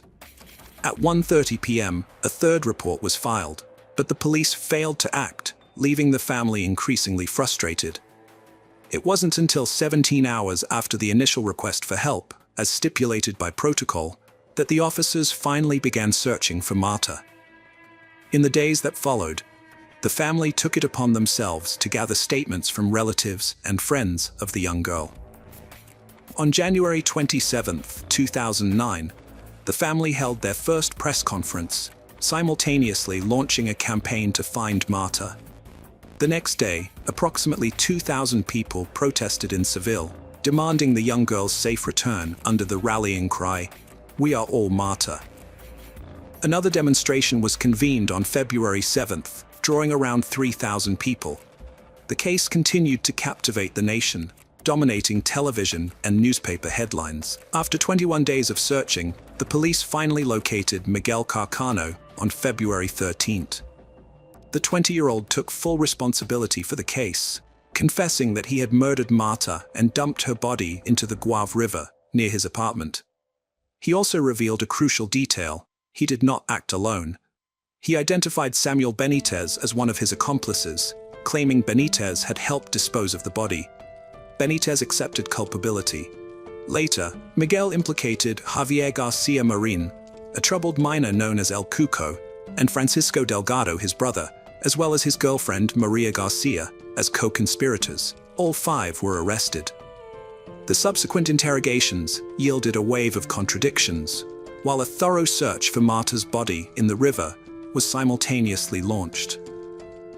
On February 16th, Carcano repeated his statement before a judge, in contrast to his friend Samuel, who distanced himself from the case, denying any involvement in Marta's murder and attributing his earlier confession to police pressure on March 18th. Miguel Carcano requested to revise his statement, altering his account of events. He claimed that he and El Cuco had assaulted Marta at knife point, after which the miner strangled her. They then transported her body to Delgado's house and subsequently disposed of it in a garbage container. In response to these declarations, the judge ordered the search efforts in the Guave River to be suspended and redirected the investigation to a landfill. Marta's father pointed the finger at Delgado's girlfriend, as her father worked at a biological waste crematorium, suggesting that the body might have been incinerated. This theory gained significant media attention, but the police pressed on with their search. On November 16, 2009, Miguel's preventive detention term ended, and he was moved to a supervised flat to await trial. In February 2011, he faced retrial on charges of abuse and murder. Although he was cleared of these charges due to lack of sufficient evidence, he received a 2-year and 11-month sentence in a juvenile detention center for concealing Carcano's crimes. On October 17, 2011, the trial of the 4 adult defendants finally began. During the trial, Miguel Carcano provided new details about Marta's murder, stating he had struck her with an ashtray during a heated argument, which led to her death. He revealed that his previous statements about abusing her were false. His brother, his brother's girlfriend, and Benitez maintained their innocence, claiming they knew nothing about Marta's body, and that Carcano fabricated stories to shift the blame. By November 22, 2011, forensic police had confirmed the presence of Marta's blood on Miguel's jacket and a mix of Miguel's and Maria Garcia's genetic profiles on a roll of fabric tape, a cord, and an extension cable believed to have been used to strangle Marta. This evidence contradicted Maria Garcia's alibi, as she had insisted she was only at the crime scene in the early morning and was unaware of the incident. The discovery of her lie led to accusations of desecrating the body and cover-up. Furthermore, the police identified up to 5 fingerprints on 3 alcohol bottles, including one belonging to El Cuco. Benitez was the only suspect against whom no evidence was found. By this point, the 5 youths were under intense public scrutiny. The initial trials took place with a significant police presence, and the prosecution sought prison sentences for Carcano, Benitez, Delgado, and Garcia, relying on a total of 90 witnesses, including national police officers and experts, 30,000 pH monitorings, crime scene photographs, DNA evidence collected by the forensic police, and items discovered at the Leon 13 residence. The trials sparked a public outcry, with people pressing against the police cordon, demanding to see Marta's body. Delgado and his girlfriend emerged, shrouded in Bacchus and sunglasses, but they couldn't evade the crowd. A woman confronted them, hurling insults, while others tried to rip off their sunglasses, pushing them to expose their faces to the throng. During the trial, El Cuco's mother granted an interview, her face obscured. She vehemently maintained her son's innocence, claiming neither she nor he had any knowledge of Marta's whereabouts. Journalist skepticism was palpable, labeling her a liar, but she remained unfazed. She received a considerable sum of €10,000 for the interview. A few days later, Marta's family petitioned for the earnings to be regulated and the money to be used to face her son's impending sentence. A key witness, a taxi driver, testified that he drove Delgado on the night of the crime. Shaken by a colleague's recent murder, he remembered a bald, bearded man who stared at him intensely and was dropped off at Leon 13th Street, the crime scene, for €8. However, the defense argued the fare should have been €5, not €8, questioning the driver's credibility. Marta's parents testified, describing the deep pain and suffering they were experiencing as a result of the situation. They had been forced to give up their jobs, seek psychiatric help, and even struggle with depression. Marta's sisters, their other 2 daughters, were also going through a very difficult time. The whole family just wanted the ordeal to come to an end. The jury's verdict in 2012 disappointed the family. Carcano got a 21-year, 3-month sentence for the girl's murder. He was banned from the city for 30 years and ordered to pay €280,000 to her parents and €30,000 to each sister for moral damage. 3 individuals, Delgado, Maria Garcia, and Sanel Benitez, were released from custody due to lack of evidence linking them to the crime scene at the time of the murder. The following year, Delgado and Benitez took action against Marta's family, demanding they cover the trial costs. In response, Marta's father vowed to pursue justice beyond Spain's borders, criticizing the country's justice system as outdated. He even threatened to take his case to Strasbourg, home to the European Parliament and the European Court of Human Rights.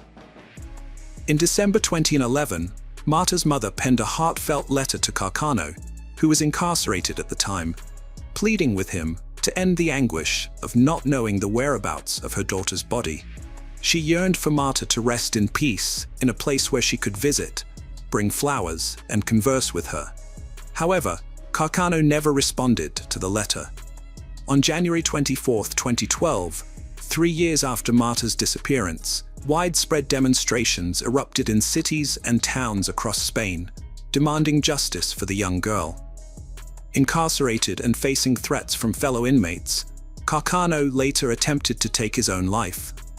As a result, he was transferred to a therapeutic unit, where he was denied visitation rights and phone privileges. The murderer was extremely active during his imprisonment, concocting as many as 7 different accounts of the crime, which led to several lawyers abandoning his defense. In his 2013 testimony, he implicated someone close to him as the perpetrator. Carcano claimed an argument erupted between him and his brother over the mortgage on their house at Leon 13. Before that, he wrote a letter to his family expressing his desire to stop covering for Delgado. According to this latest testimony, a dispute arose over a fraudulent loan, and the conversation escalated to the point where Delgado allegedly threatened his brother with a weapon. When Marta intervened, she supposedly received a fatal blow from the butt of Delgado's gun. Delgado then made a call, but Miguel claims he doesn't know who it was to or what was discussed. However, he remembers fleeing the house, leaving Marta lifeless in the room. At this point, El Cuco arrived, and Miguel requested his help to dispose of the body using a wheelchair. They transported the body to the Mahala farm in Lanada and buried it there. Marta's parents believed Carcano's story and respected him, despite the suspicious events that had unfolded. They asked for the investigation to be reopened, with a focus on Miguel's brother. However, the prosecution and the judge did not take the statements seriously. Marta's father decided to visit Carcano in prison, asking him to cooperate. He told Carcano that he had bought the house at Leon 13 and promised that it would be his once he was released if he helped find Marta's body. The search for Marta's body was one of the most expensive in the country's history, covering both land and sea.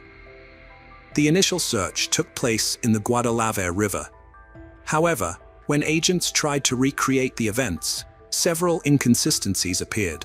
It became clear that it was impossible for the 3 individuals, Carano, El Cuco, and Benitez, to transport the body together on a motorcycle, especially since they would have had to carry Marta's body.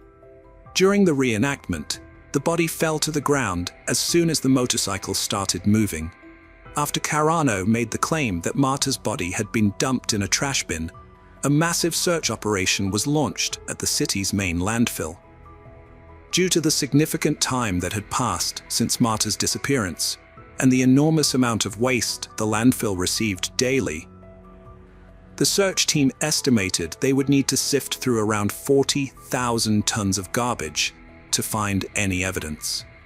The search effort lasted 32 days, but was unsuccessful, mainly because Carano kept changing his story, providing up to 4 different locations where he claimed the body was buried, prompting new searches each time. Search paused due to lack of funds during Interior Minister Alfredo Perez's tenure. In 2013, Carano accused his brother of Marta's murder, providing a new location. Despite damaged credibility, a new search was launched. Carano guided police to the area, but failed to provide precise directions. Police excavated 6 farms, scanning 10,000 square meters, but found no evidence. All the searches were in vain, and at the request of the parents, the search for the body was halted on 2015. The public ministry asked the defendants to jointly compensate the Ministry of the Interior with a sum of $666,329.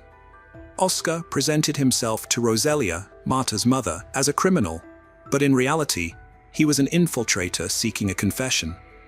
Over time, they began to meet frequently, and Roselia trusted him with the keys to her house. Oscar recorded 600 hours of conversation between Roselia and her surroundings. In October 2011, El Cuco was already granted release permits from the juvenile center to which he had been sent for covering up for Carano. During a conversation, Oscar asked the young man if he thought the police were following him, to which El Cuco responded affirmatively, asserting they would do so to find out where they got rid of Marta. This statement forever incriminated him.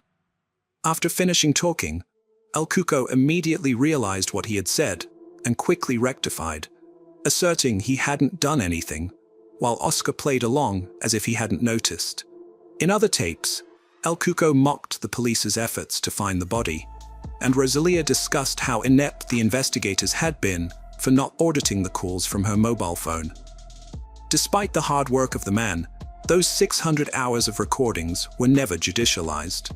Only in 2022, 13 years after Marta's disappearance, did the infiltrators' work yield results. On May 26, 2022, dozens of people, especially neighbors of Marta's family, gathered at the courthouse doors wanting to accompany them due to the celebration of the new judicial process. Rosalia and El Cuco arrived at the courthouse shielded by the police, with the young man being entirely covered, wearing a large hoodie, a balaclava, sunglasses, and even gloves, while Rosalia was wearing sunglasses, a mask, and a headscarf. In 2011, El Cuco declared that he had not been in the flat on Lyon 13th Street where the crime occurred, but with several friends. He said he had gone home at 11:30 at night and had met his mother's partner, who had gone out to throw out the garbage, then had gone up to his house and had not left for the rest of the night. Rosalia, for her part, said she had gone out with her partner for drinks around 11:30 at night and had returned home around 1:30 in the morning on January 25th, finding her son asleep there. El Cuco confessed that on the night of January 24th, Carano called him after having murdered Marta and asked him for help to bury her body. Along with Benitez, they took his mother's car and went to Lyon 13, where Delgado was also found. Meanwhile, Rosalia was at the bar and stayed there until 4:30 in the morning when she got home, and her son was still missing. Both El Cuco and his mother were charged with perjury, the ACT aggravated by having obstructed the judicial procedure ongoing since 2009. Both El Cuco and Rosalia accepted responsibility for their acts.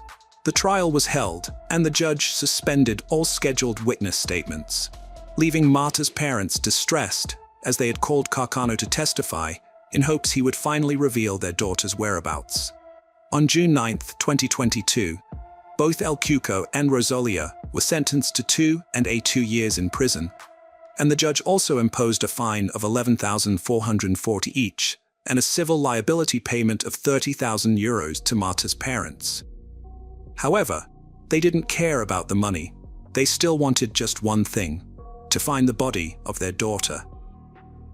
That same year, the investigative judge authorized the expert to access the mobile phones of Carano and Marta. However, he did not grant permission to do the same with the rest of the individuals involved in the case, as there currently is no evidence against them. Carcano consented to his phone being examined, insisting they would find evidence pointing to his brother as the actual murderer. Yet the main goal was to determine the location of the long-sought body.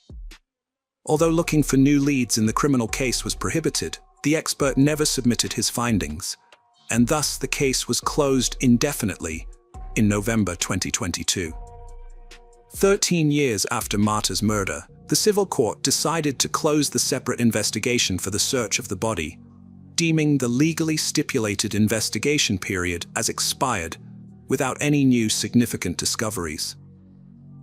Marta's parents came to terms with the fact that Carcano would never reveal the location of their daughter's body and decided to sell the flat where the crime occurred. Marta's case will join countless other unresolved cases worldwide, with documents gathering dust on a desk. Hello friends, welcome to our channel. Today we're going to take a look at another horrible case with you. The case of Kate Waring. Kate Waring was born in Charleston, South Carolina, into a loving family with 2 siblings and parents who worked hard to provide the best possible life for their children. From a young age, Kate demonstrated a deep love for animals, which led her to volunteer at various animal shelters during her teenage years. Apart from her compassion for animals, Kate was also an accomplished dancer with a wide circle of friends and a radiant personality. To all appearances, Kate grew up in a supportive and nurturing environment, and in many ways, this was true. However, Kate's life took a dramatic turn just before she went off to college. In a private conversation with her parents, Kate revealed that she had been abused by someone close to the family when she was younger. Although she chose not to disclose the identity of the perpetrator, her revelation sent shockwaves through her family. Her parents were unaware of the trauma Kate had been silently enduring for years, leaving them reeling from the news. After sharing her dark secret, Kate's parents did everything in their power to support her, but the trauma's consequences only seemed to intensify over time. Initially, Kate struggled with addiction, first with alcohol and later with illegal substances. Her parents suggested therapy, which she reluctantly agreed to. They also encouraged her to move back home, hoping the family's presence would help her cope. Despite being an independent adult, Kate agreed to return home. At first, therapy seemed to be having a positive impact, but Kate struggled to break free from the past's heavy burden and live life to the fullest. The psychiatrist diagnosed her with depression, but everything changed when her father, always concerned and eager to help, suggested a trip to anywhere she desired. Kate was thrilled by the idea and soon set her heart on traveling beyond the Arctic Circle. Her dream was to witness polar bears in their natural habitat, and despite her traumatic experience, her love for animals remained unwavering. Kate and her parents searched for the perfect tour and soon purchased tickets for a trip to the Arctic Circle. Kate was thrilled to be embarking on this adventure, and as a result, her parents witnessed a significant transformation in her demeanor, replacing her depressive state with a cheerful and optimistic outlook. When they finally embarked on the trip, Kate was ecstatic. During the journey, Kate and her parents had a fantastic time on the boat, which took them to the Arctic Circle, where Kate befriended a Russian tourist. They remained in contact throughout the trip and continued exchanging letters afterward.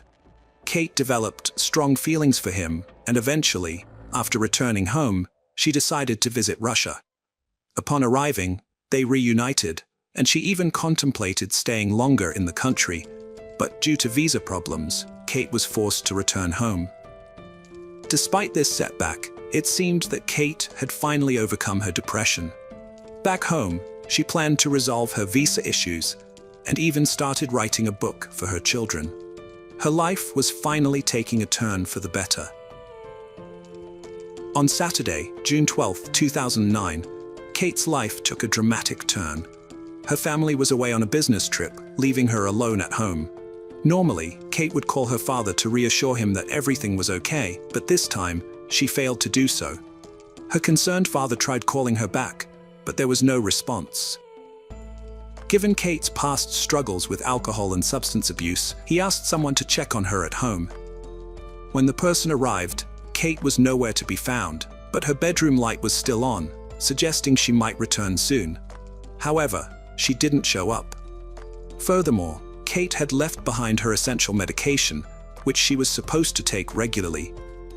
Despite their growing anxiety, Kate's parents decided not to panic and waited for her return, considering her age of 28 and ability to take care of herself. Her father decided to wait until Monday before involving the police. On Monday morning, Kate Waring's father received a call from the bank. A bank employee informed him that someone had tried to cash a check worth more than $4,000, supposedly signed by Kate. However, the bank couldn't get in touch with Kate directly, and as her father was a co-signer on her account, they reached out to him instead. The situation seemed highly unusual because Kate's father was certain that his daughter only had a few $100s in her account, which is why the bank's security team contacted him. However, Kate's signature on the check appeared genuine. They also provided the name of the man who had brought in the check, Ethan Mack. The father did not recognize him, but since the bank authenticated Kate's signature, he assumed the man was an acquaintance of his daughter. Nevertheless, he decided to contact the police, as Kate remained unreachable. The detectives began investigating Kate's disappearance, and Ethan Mack was their first point of inquiry. He claimed to have known Kate for years and stated that she had written the check to settle old debts. According to Ethan, he frequently provided Kate with money for clothing, jewelry, and other purchases. Conversations with Kate's friends revealed that she had been friends with Ethan for an extended period, although they indicated that their relationship had never been romantic in nature, despite being close. Ethan claimed that he and Kate met on Friday night and dined at a restaurant together.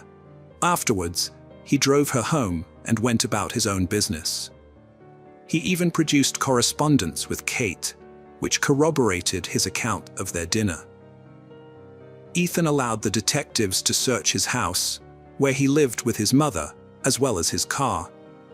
Although the search yielded nothing suspicious, the police still found the situation surrounding the check to be peculiar and were not quick to dismiss him as a suspect. Ethan eventually called the police station, demanding to be left alone. The police worked to reconstruct the timeline of the Friday night Kate was last seen. She had met with her therapist that afternoon, followed by a trip to the gym. Later, she entered a store, purchasing a bottle of wine. Security cameras captured her on the phone at that time, possibly speaking with Ethan, who later picked her up and they headed to a restaurant. Kate's parents remembered another unsettling detail. On the day she vanished, Kate had mentioned having some problems, but refused to elaborate. Her parents didn't recall this conversation until days later. Unfortunately, this information didn't aid the search, as weeks passed and Kate remained missing. Her parents felt the police weren't doing enough, given Kate's troubled past. However, in August, the case gained new life when a group of former police officers, led by lawyer Andy Savage, took it up. This group had been privately investigating unresolved cases, and Kate Waring's case had caught their attention. The team of 5 individuals, all with extensive police experience, began investigating Kate's disappearance. Former detective James Randall was the first to examine Kate's bedroom, where he found 2 suspicious elements. The first was a packet of medication that Kate regularly took, which was concerning because her parents confirmed she would never intentionally stop taking it. Therefore, the fact that the packet was left at home was alarming. The second suspicious element was Chinese currency on Kate's bed, which was peculiar because her parents had no idea where she had obtained it or why she needed it. The team then involved Bobby Mitter, an expert in gathering online information about individuals and tracking them. His skills proved invaluable, and he quickly discovered that on the night of her disappearance, around 10 p.m., Kate had called her friend James, who did not answer the phone. Instead, she left him a very troubling voicemail, claiming someone had stolen her credit cards. The investigation also revealed that her phone was last active at 1:53 a.m., when for some reason, she called her own voicemail. Further investigation led team member Lewis to discover that the call was made from the area of James Island, which was a few kilometers from Kate's house. Another team member, former homicide detective Eugene Fraser, made an intriguing discovery. He spoke with several acquaintances living in James Island and found it odd that Ethan Mack, who had voluntarily let the police inspect his home, did not actually live there. Instead, he rented an apartment in a nearby building, which Eugene was fortunate to uncover because one of his acquaintances happened to be the landlord of the apartment Ethan had rented. Digging deeper, the detectives discovered that the police had barely scratched the surface in their investigation into Ethan. A cursory search of his mother's house was all they had done. The team decided to take matters into their own hands and uncovered a vital lead. Ethan had a girlfriend, Heather Camp. When they questioned Kate's parents about her, her mother recalled a peculiar encounter. Kate had met Heather on a train from Washington, D.C. about a month before her disappearance, when Kate was having issues with her Russian visa. Heather claimed her wallet had been stolen, leaving her penniless, and Kate sympathetically offered to lend her a substantial amount of money. Heather stated she had landed a pediatric surgeon position in South Carolina, set to start soon. Later, she announced her daughter had died in a New Jersey car crash, but her behavior was eerily calm, suggesting the news hadn't greatly affected her. The detectives also stumbled upon an intriguing fact. Heather was facing a fraud charge in Indiana for posing as a licensed doctor by falsifying documents. This new evidence forced them to re-examine the case from a different angle. They presented their findings to the police, but the authorities were surprisingly uncooperative and unwilling to continue the investigation. The team understood that the only way to get the police to take action was to gather irrefutable proof that linked Heather to Kate's disappearance. To achieve this, the team went to great lengths. They convinced the person who rented the apartment to Ethan Mack to install a secret camera outside his apartment door. Additionally, they placed a hidden GPS tracker in Ethan's car, enabling the team to track his movements and observe his activities. It didn't take long to yield results. After analyzing Ethan's travel patterns, the detectives found that he had visited numerous pawn shops across the city, selling small batches of various jewelry pieces. Although they couldn't confirm whether the jewelry belonged to Kate, the detectives believed they were getting close to a vital clue. After some time, Ethan and Heather faced a serious problem when their landlord threatened to evict them due to non-payment of rent. The team knew that if this happened, they would lose the opportunity to observe the couple's behavior and movements. To prevent this, they tried to persuade the landlord to change his mind. At the same time, the detectives quickly came up with a new plan. They asked the landlord to give Ethan and Heather more time to pay the rent, but only if they agreed to sign a contract promising to clear the debt. The strategy worked, and as soon as the landlord handed over the contract, the team sent it to the laboratory. The goal was to compare Ethan and Heather's handwriting on the contract with Kate's signature on the $4,000 check. This led to a significant breakthrough. The handwriting expert conclusively confirmed that the check signature was from the same person who had signed Heather's name on the contract, proving that Heather had forged Kate's signature. The team knew the police would be slow to act, so they came up with a new plan. They persuaded the landlord to cooperate and told Ethan that his apartment needed to be treated for insects.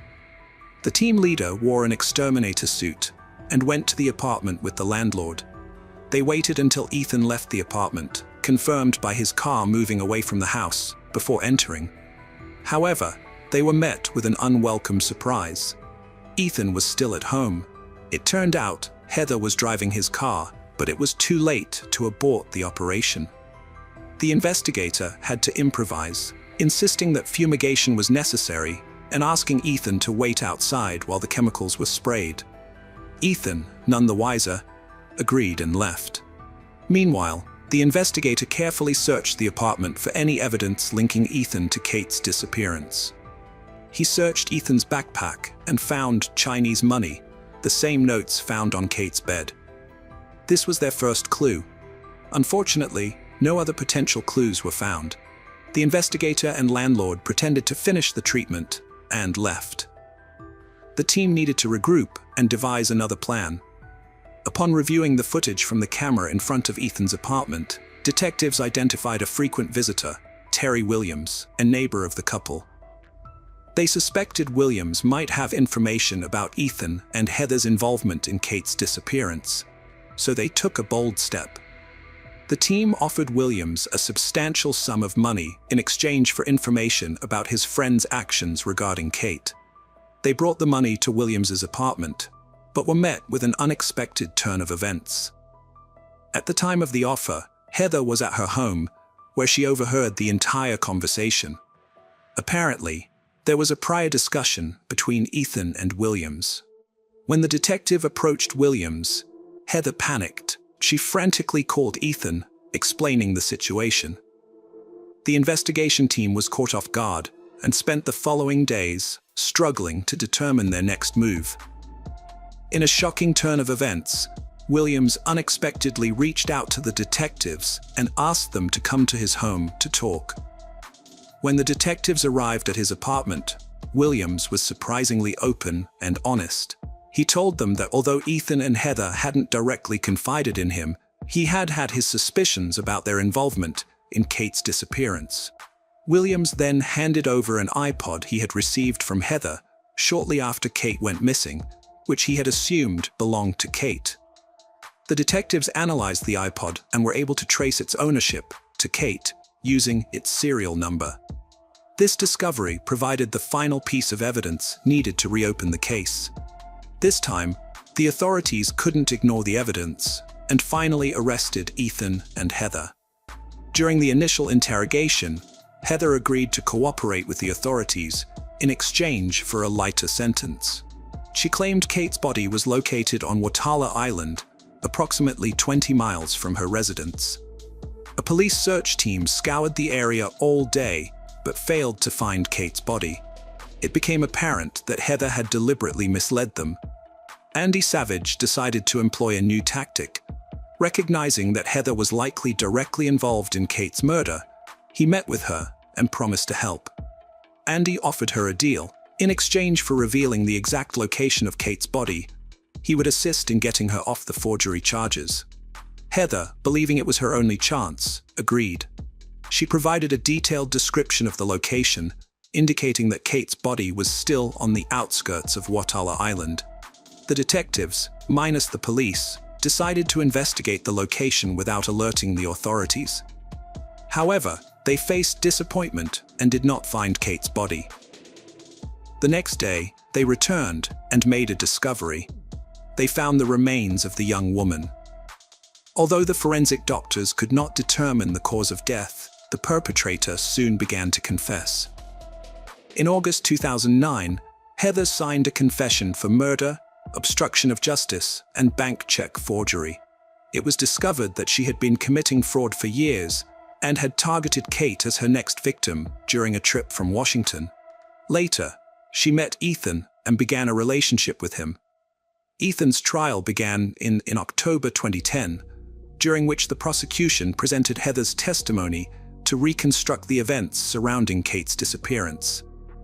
According to Heather, on the day Kate vanished, Kate discovered that Heather had deceived her and stolen her credit cards. Kate threatened to inform her father, which would likely lead to police involvement. Heather confided in Ethan, who sided with her despite his long-standing friendship with Kate. The investigation revealed that Kate was not alone with Ethan that night. Heather was also present. It appears that the pair attempted to negotiate with Kate at the restaurant to prevent her from exposing the deception. Heather may have promised to return the stolen credit cards and money, which were at Ethan's apartment when the three arrived. The court questioned Heather's account and ultimately sentenced her to 39 years in prison. Ethan received a slightly lighter sentence of 25 years, largely due to Heather also being charged with fraud. Hello friends, welcome to our channel. Today we're going to take a look at another horrible case with you. The case of Shelby Von Holt. Shelby Von Holt was born on September 7, 2000 in Fort Wayne, Indiana, USA, as a cheerful young girl. She was the second of 5 children in her family, which consisted of her mother, Shah Hartman, father, Von Holt, older sister, Peyton Hartman, and younger siblings, Devin Von Holt and Isaac Von Holt. Shelby graduated from Troy Center High School in 2018 and spent the next 2 years working at a steakhouse and other places. During this time, she was contemplating her desired career path and seemed to be leaning towards a therapeutic field, although she had not yet decided on the exact specialty. As a 20-year-old, Shelby was living life to the fullest, known for her cheerful personality that made her the life of every party. She loved to smile, dance, sing, and spend time with friends. Notably, she was living independently, although the reasons for this were unclear. While she was not active on most social media platforms, she frequently posted cheerful photos on Facebook. many of which featured moments shared with her young niece, Camila, who is the daughter of her older sister, Peyton. According to her mother, Shelby met Valerie Rose Hardick, a 22-year-old woman, on Facebook. Although they reportedly did not have a close relationship, Valerie's life is shrouded in mystery, with rumors of a troubled childhood, questionable associations, and potential mental health challenges.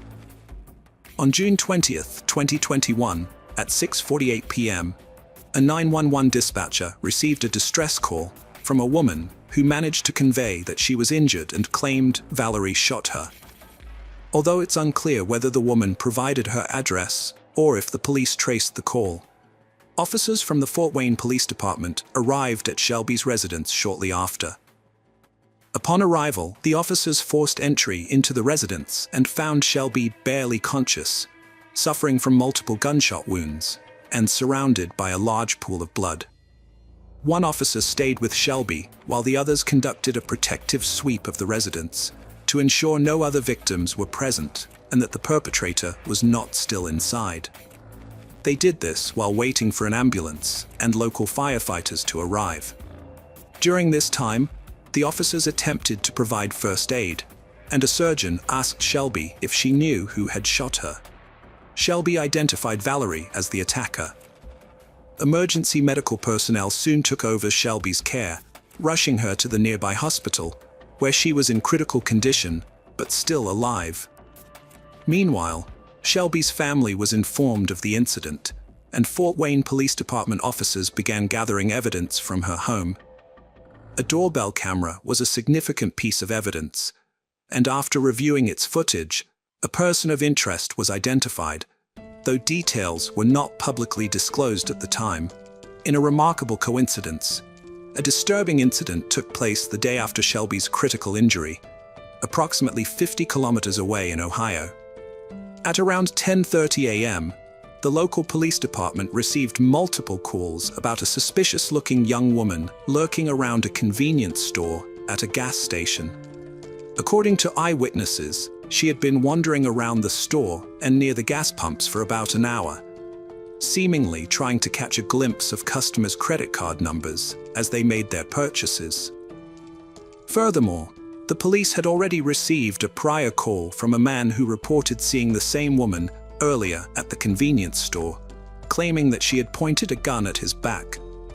After taking precautions, police officers arrived at the gas station where they found the woman and arrested her without any violence. The 22-year-old woman was identified as Valerie Rose Hardick. She had a 9mm handgun on her, which was the same type of weapon used in the attack on Shelby. Shelby had already identified her attacker as Valerie, which made the police even more certain they had the right person. The car Valerie was driving was the same one captured on Shelby's doorbell camera, leaving the scene just before Shelby called for help. Although the investigation is ongoing, Valerie was taken into custody and transferred to the county jail, where she will await her court hearing in the local municipal court. Shelby was clinging to life after being gravely injured by 89mm bullet wounds to her chest and abdomen. Doctors placed her in an induced coma and did everything they could to save her. Unfortunately, 3 days after the brutal attack on June 22, 2021, Shelby's body gave in to the injuries, and she was pronounced dead. According to her mother and media reports, Shelby died after undergoing 4 complex abdominal surgeries that did not yield the desired results. She received 20 blood transfusions, but the medical outlook was always bleak. If Shelby had survived, doctors believed her legs would have needed to be amputated. The brutal murder raises questions about what could drive someone to commit such a heinous crime. According to the limited information available, investigators attributed the motive to jealousy.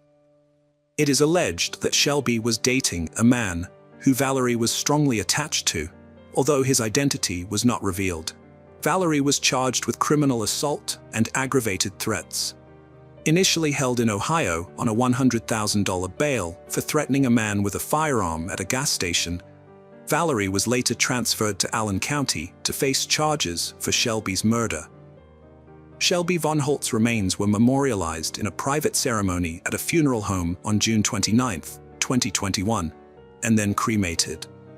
In early 2022, Valerie Rose Hardick entered a plea deal in connection with Shelby's murder. Hardick pleaded guilty, citing mental illness as a defense. As part of the deal, the prosecution dropped a charge related to the use of a firearm during the crime, which could have added 20 years to her sentence. In September 2022, Hardick's sentencing hearing took place in the Superior Court of Allen County. As agreed, she pleaded guilty but mentally ill.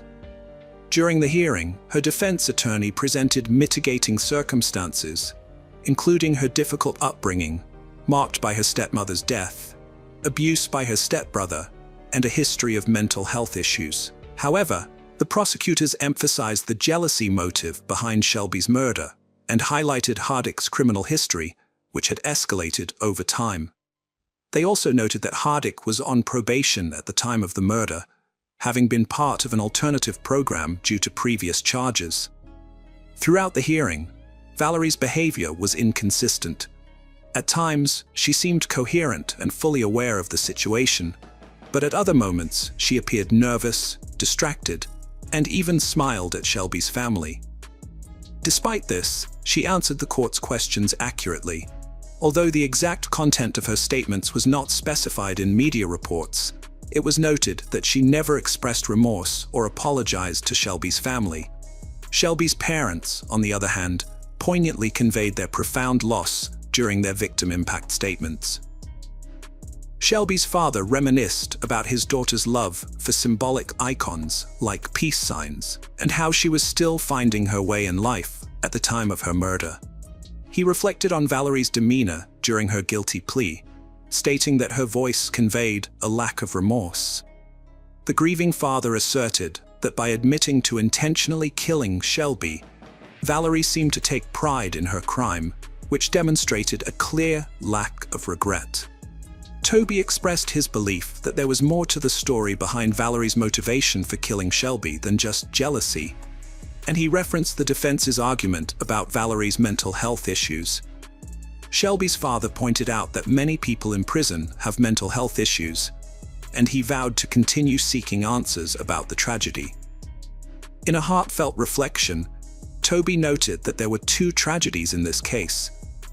The first was the shocking and agonizing death of his daughter, and the second was Valerie's decision to throw away her future in a fit of rage. He acknowledged that Valerie's children would greatly suffer as a result. It was revealed that Valerie, who was 22 years old, had at least 2 children, although no further details about them were publicly disclosed. The grieving father said that the tragedy wouldn't stop at the graveyard or in the courtroom, because true justice couldn't be achieved in such a tragic situation. However, he said he had forgiven Valerie in order to find peace within himself, which he believed was guided by his faith in Christ. He was confident that Shelby was with God and reiterated his deep love for her. Shelby's mother, Shauna, also spoke about her feelings. She remembered her daughter as a princess from the day she was born, describing her as a kind spirit who would always help a friend, no matter the distance. Shauna vowed to attend all possible appeal hearings that Valerie's defense might initiate in the future. She shared the pain of remembering her lifeless daughter and the helplessness she felt, unable to protect her. All she could do was lay her head on Shelby's chest as her daughter lay in a medically induced coma. She publicly praised her daughter's courage, saying that Shelby had managed to name her attacker twice and fought hard for her life after being attacked. Shauna detailed the severe injuries Shelby suffered, explaining that her heart was racing at an unsustainable pace. Although Shelby's medical expenses totaled nearly $500,000, Shauna didn't seek compensation because they were waived following her death. The funeral expenses alone were around $115,000, but Shauna emphasized that she didn't expect to receive any compensation and didn't want any money from Valerie. Holding back tears, Shelby's mother poignantly expressed that memories were all she had left, and she wished she could trade places with her daughter. She noted that some days, the grief was so intense that she couldn't muster the strength to get up. After the legal representatives finished their presentations and the victim's family statements, the court awaited the judge's verdict. Under Indiana law, the sentence could range from a minimum of 45 years to a maximum of 65 years, with an average of 55 years. Valerie's defense team requested the minimum sentence, citing various mitigating factors, while the prosecution sought the maximum sentence. Before making his decision, the judge pointed out that it was clear the murder was planned in advance, and Valerie was fully aware of her actions. Her decision to flee to Ohio further supported this. While the judge acknowledged that Valerie had a difficult upbringing, marked by inadequate education, personal traumas, and mental health issues, he emphasized that she already had a growing criminal record at the time of Shelby's murder, including pending charges for a separate crime. Despite her past attempts at rehabilitation, her criminal history and lack of success in those attempts meant her traumatic past could not be used as an excuse. Taking these factors into account, the judge sentenced the 23-year-old Valerie to the maximum possible sentence of 65 years in prison. He also ordered the destruction of the weapon used in the murder. According to the American Correctional System's records, Valerie is currently incarcerated in an Indiana women's prison, with the earliest estimated release date being June 18, 2027, at which time she will be 72 years old. After the court session, Shelby's parents said they were satisfied with the verdict. However, they later made it clear that no verdict could ease their pain, especially since Valerie would be spending her days in prison. Shelby's mother emphasized that she would always miss and remember her daughter. This case is particularly notable because the victim, who was mortally wounded, was able to identify her killer. A prosecutor not involved in the case explained that when a dying victim identifies their attacker, this is known as a dying declaration.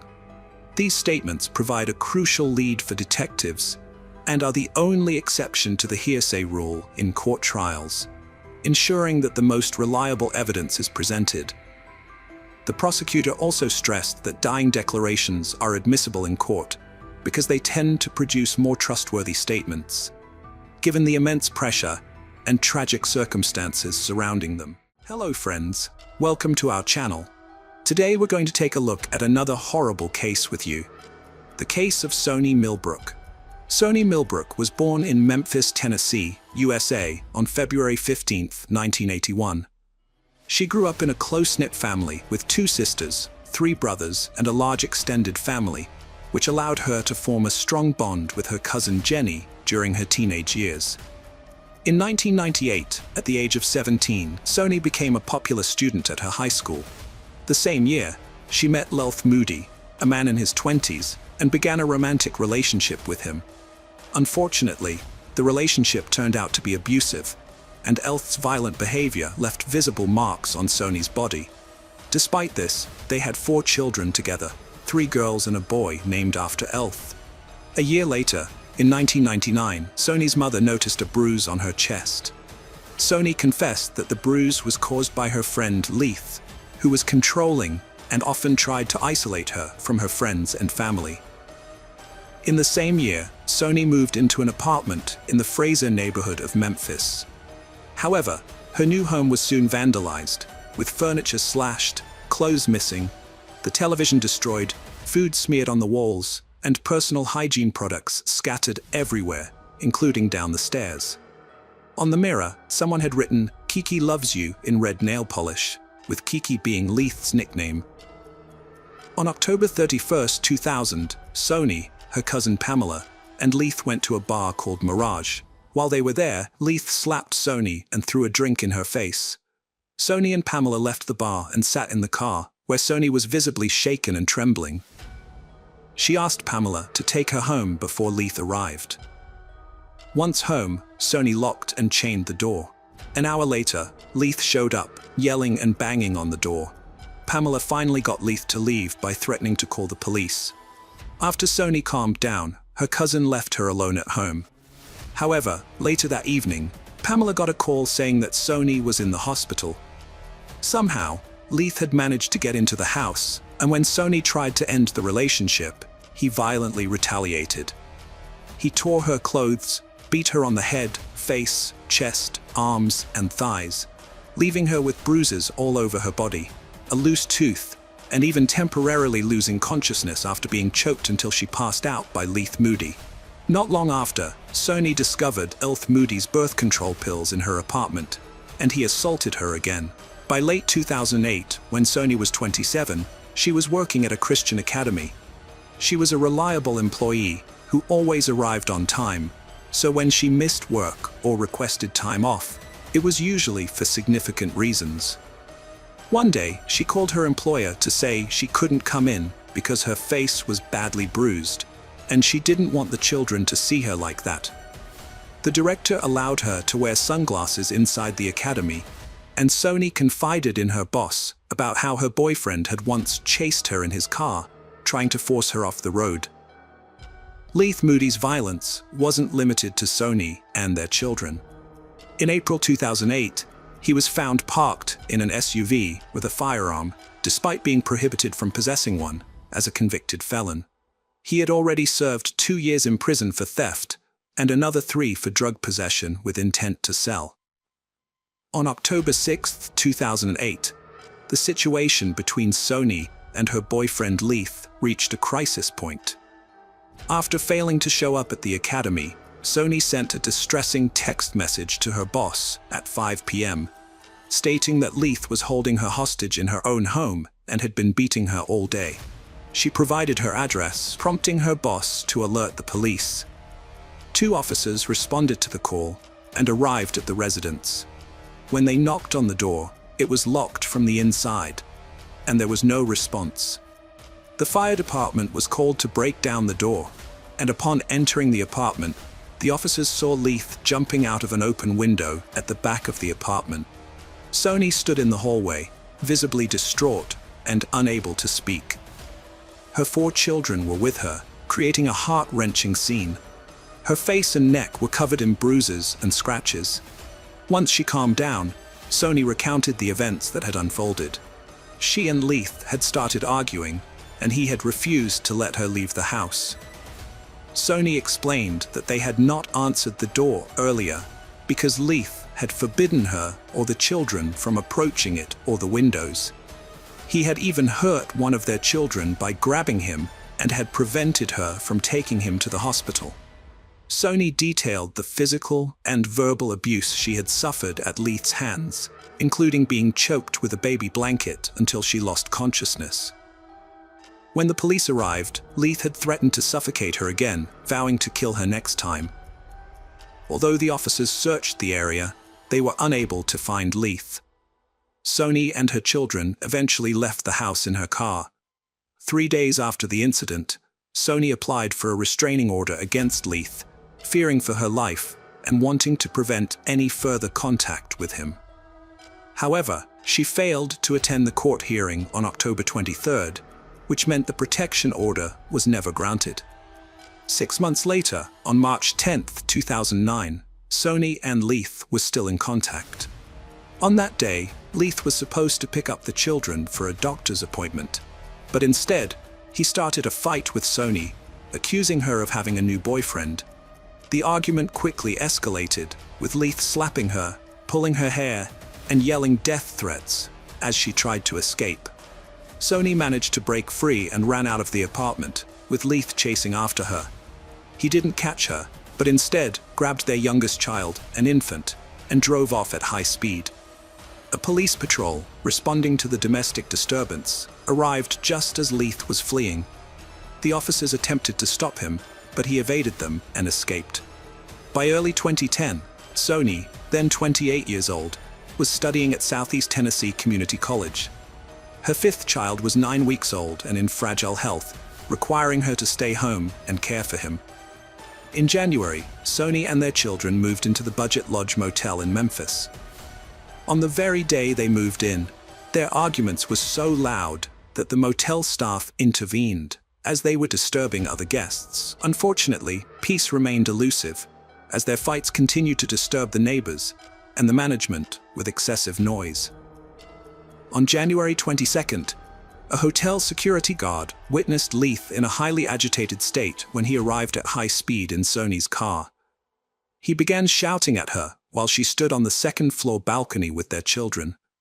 During the heated argument, Leith threw a bag of groceries at her. The security guard intervened, telling Leith that he needed to keep the noise down and refrain from throwing objects, and that the argument should be continued inside their room. However, Leith responded by telling the guard to mind his own business, locked the car, and walked away, with the guard following him to a third-floor room that was not registered under anyone's name. When the guard asked Leith to hand over any hotel keys he had, Leith surprisingly produced keys to 3 different rooms, despite not being registered as a guest. The following day, Leith, Sony, and their children moved to room 222. That evening, the night manager asked Leith to leave, which he did, but he soon returned. The confrontations persisted for a few more days until the same security guard, who had repeatedly warned them, finally asked Leith to vacate the property permanently. As Leith went to the parking lot, the receptionist attempted to calm him down, and the guard warned him not to return that night. Leith got into the car and drove away. On January 26th, Sony privately shared with Pamela that a lot was going on in her life and that she was currently staying at a motel. She hinted that she had something important to confide in Pamela and promised to get in touch if she ended up leaving the motel or if her boyfriend did. The next day began like any other, with Sony taking her younger kids to daycare and dropping off her oldest at school around 11 a.m. However, things took a turn when the housekeeping manager knocked on Sony's door, speaking to her through the window, to inform her that they needed to settle their bill or leave the hotel room. He returned several times that day, looking for a response. At around 2:30 p.m., Leith answered the door, telling the manager that his mother would be back soon with the money they owed. But when the hotel security guard checked room 222, he found it empty, with children's clothes, bags, and various items scattered all over the floor. One of the beds was neatly made, which seemed out of place given the state of the room. Later that day, Sony failed to pick up her eldest daughter from school, which was unusual. The school secretary called Christine, the child's maternal grandmother, to come and get her. Christine tried calling Sony, but there was no answer. Growing worried, she discovered that her other grandchildren were still at daycare. Convinced something was wrong, Christine asked her husband to pick up the younger kids while she went to the school. They eventually contacted the police, who arrived at the house around 10:30 p.m. and filed a missing persons report. On January 28th, the housekeeping manager re-entered room 222, which was now vacant, to collect and label the personal belongings that the previous tenants had left behind, apparently to avoid paying their bill. The room contained piles of clothing and a large trash bag, which were both taken to the storage area. After emptying the room, it was thoroughly cleaned and readied for new guests. The following day, on January 29th, James and Rhonda Sargent moved into room 222. Upon moving in, the new tenants immediately noticed a strong, unpleasant odor in the room.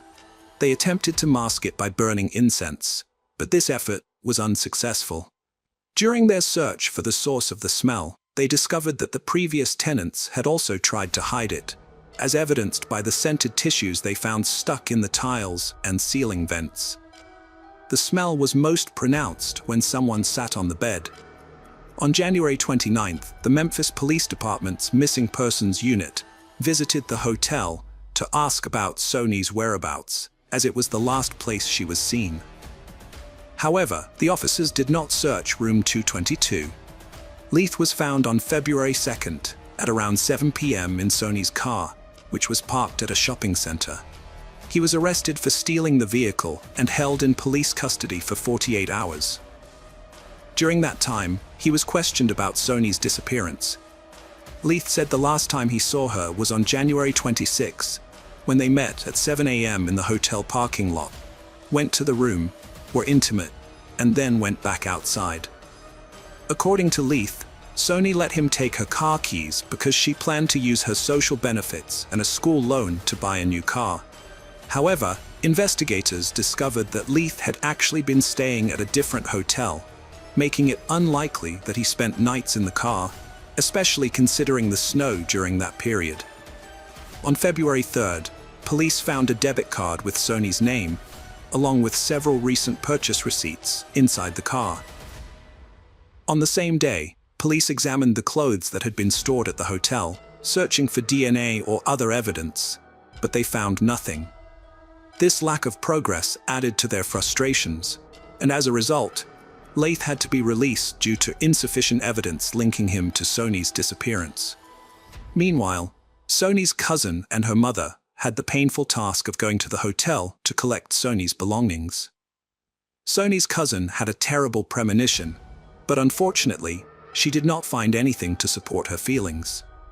On February 4th, the police went to Moody's uncle's house, where they found a DVD player that had been taken from the hotel room in Sony's wallet. Moody had given these items to his cousin, who told the police that Leith had borrowed the DVD player on January 24th, saying he wanted to watch a movie. Leith was seen driving a red car that day. Later, when the cousin asked Leith why he hadn't picked up the children on January 27th, Leith avoided the question. When asked about Sony, Leith left the DVD player and wallet in a bag and quickly left the house. James and Rhonda Sargent asked to be moved from room 222 because of the constant bad smell. Since no other rooms were available, they had to move to a different hotel. However, even after the room was cleaned and the carpet was washed in early February, subsequent guests in room 222 still complained about the foul smell, which only slightly improved for a few days. Sony's family, especially her kids, were devastated by her disappearance. Their only hope was for her safe return.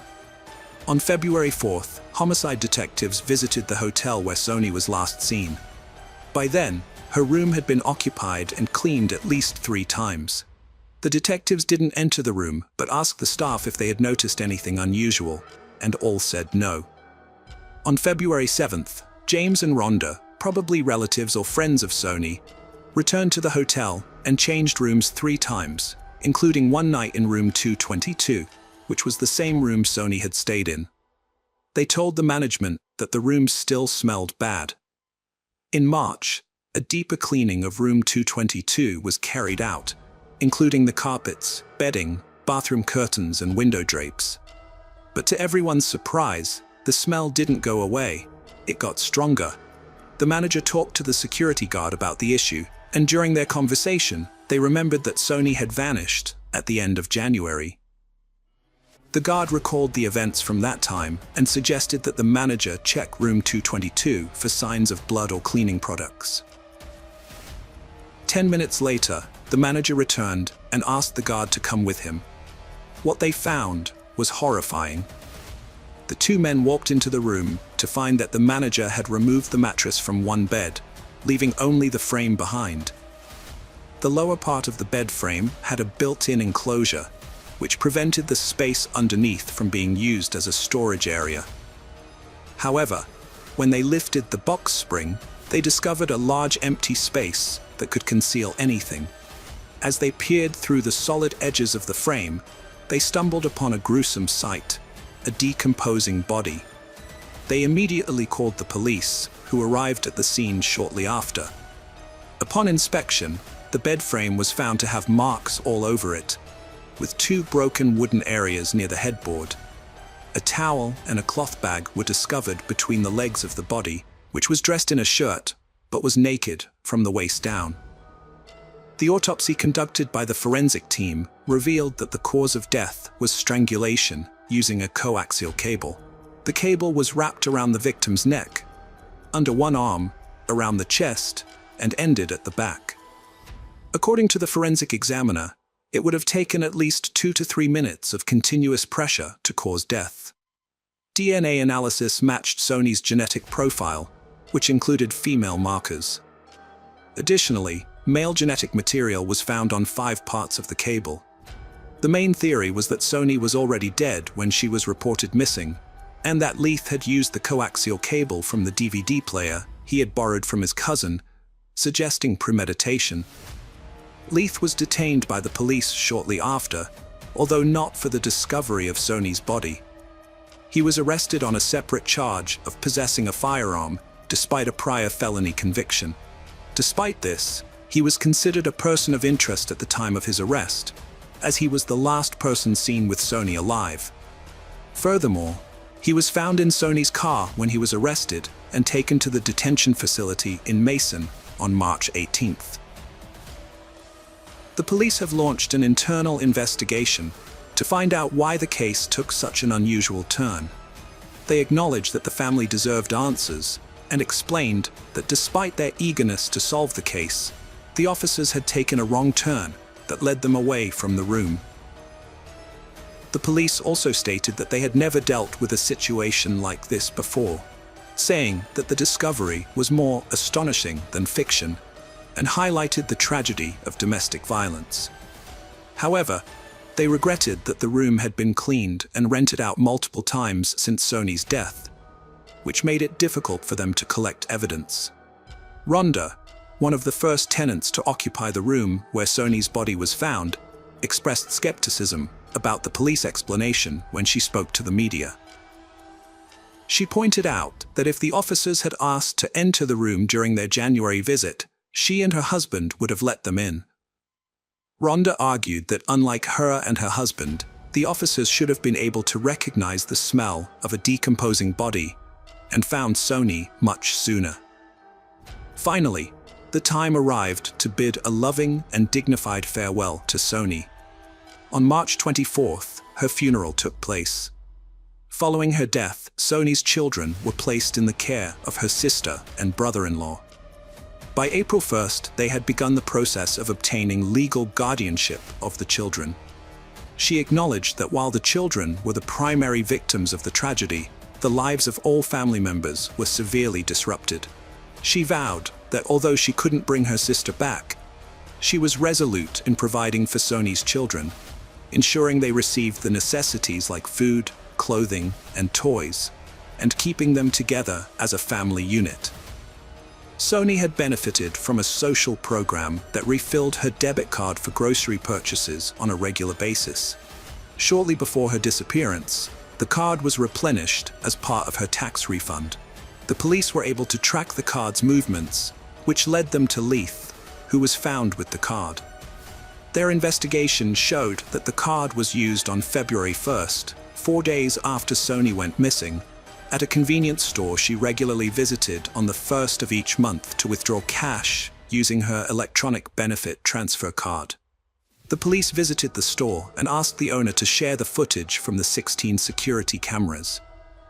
The surveillance system had captured footage of a man wearing yellow clothing using Sony's card at 11:38 a.m. on February 1st. He bought a bottle of orange juice, withdrew some cash, and purchased a cigar. After making the purchases, the man returned to a car driven by another person. In February 2014, nearly 4.5 years after the crime, Leith's trial finally began. By this time, the Budget Lodge Hotel where the couple had stayed had closed down. Leith maintained his innocence, while the prosecutor described the events as a tragic and ugly culmination of a tumultuous relationship. In contrast, the defense attorney highlighted the lack of concrete evidence, including witnesses and physical proof, and disputed the prosecution's speculations. The defense attorney brought to attention a crucial piece of evidence, a fingerprint found on the bed frame that did not belong to Leith, suggesting the possibility of an alternate perpetrator. He also mentioned that Sony had been involved with other men in the past, which could have led to her murder. The attorney emphasized that Leith had no prior arrests for domestic violence against Sony. Furthermore, he revealed that Sony had moved back in with Leith due to a rat infestation at a relative's house where she was previously staying. On February 6th, a video was shown in court, which captured Leith using a prepaid Sony card just 4 days after the murder. While the defense team suggested that Leith's calm behavior during the transaction suggested he was innocent, the prosecution saw it as a sign of a cold-blooded and ruthless individual who was unbothered by the crime he had allegedly committed. On February 7, 2014, Leith was found guilty of first-degree murder and was sentenced to life in prison. 3 days later, on February 10th, Leith appealed the sentence, arguing that the court had made an error by considering his past history of domestic violence, and that the evidence presented was insufficient. However, on July 7, 2015, the Tennessee Court of Criminal Appeals upheld the conviction, confirming the sentence. Hello friends, welcome to our channel. Today we're going to take a look at another horrible case with you, the case of Johnny Yarborough. Johnny Yarborough was born on August 26, 1983, and grew up to be a happy and friendly person with a large social circle and a love for parties. During her school days, she was an active member of the local cheerleading team. After completing high school, Johnny enrolled at East Tennessee State University to pursue a degree in psychology and criminology. It was during this period that she met Jason White, and they began dating. The couple got engaged just before graduating in late 2004. At the age of 21, Johnny decided to pursue a master's degree in psychology, which led her to temporarily relocate to Knoxville for her studies. While in Knoxville, she worked part-time at a children's educational center, where she discovered her passion for helping kids. Meanwhile, Johnny's fiancé, Jason, was studying law in a different state. Despite the distance, they remained close and began planning their wedding in Knoxville. Initially, Johnny stayed with her friend Jason Amami, who had also attended college with her and later moved to Knoxville. They shared a 2-bedroom apartment, and Jason allowed Johnny to stay there until she found her own place to live. Johnny had 2 part-time jobs, one at a jewelry store and the other at a children's hospital. On the Sunday night of December 5th, after finishing her shift at the jewelry store, Johnny went to the mall to do some Christmas shopping. Later, she returned home and spent her evening wrapping presents for the children at the educational center, chatting with her neighbor, and then retreating to her room. Before going to bed, she had a phone conversation with her boyfriend. Around 4 in the morning, Jason Amami was awoken by a scream from a woman. At first, he thought Johnny was having a nightmare, so he went to her room to check on her. However, he was shocked to find a stranger wielding a knife. The intruder attacked Jason, and they engaged in a fierce struggle. Eventually, Jason managed to fend off the attacker and made a dash for the door. He rushed out of the apartment and ran to the nearest convenience store, almost a kilometer away, to call for help. When the store clerk saw Jason, who was covered in blood, they immediately called 911. Jason explained to the police what had happened when they arrived at the scene. At their apartment, the police found Johnny lying in the hallway that connected 5 apartments. She was still alive, but barely conscious. When the police questioned her about the attacker, she could only provide weak clues. The police searched the entire building and the surrounding area, but were unable to find the attacker. They rushed Johnny to the nearest hospital, where despite the doctor's best efforts, they were unable to save her. The doctor reported that she had suffered more than 20 stab wounds, making survival highly unlikely. Jason had 8 wounds from the attacker. Although only 1 was critical, he received medical attention, and his life was no longer in danger. Meanwhile, the detectives began investigating the crime scene. They discovered blood in the hallway, indicating that Johnny had attempted to seek help from her neighbors, but none of them had opened their doors. Next to Johnny's room, the detectives found the murder weapon, a kitchen knife that belonged to Jason, which the attacker had used with such force that it became bent and damaged. The police discovered blood near the back door of the apartment and on the stairs leading to the street.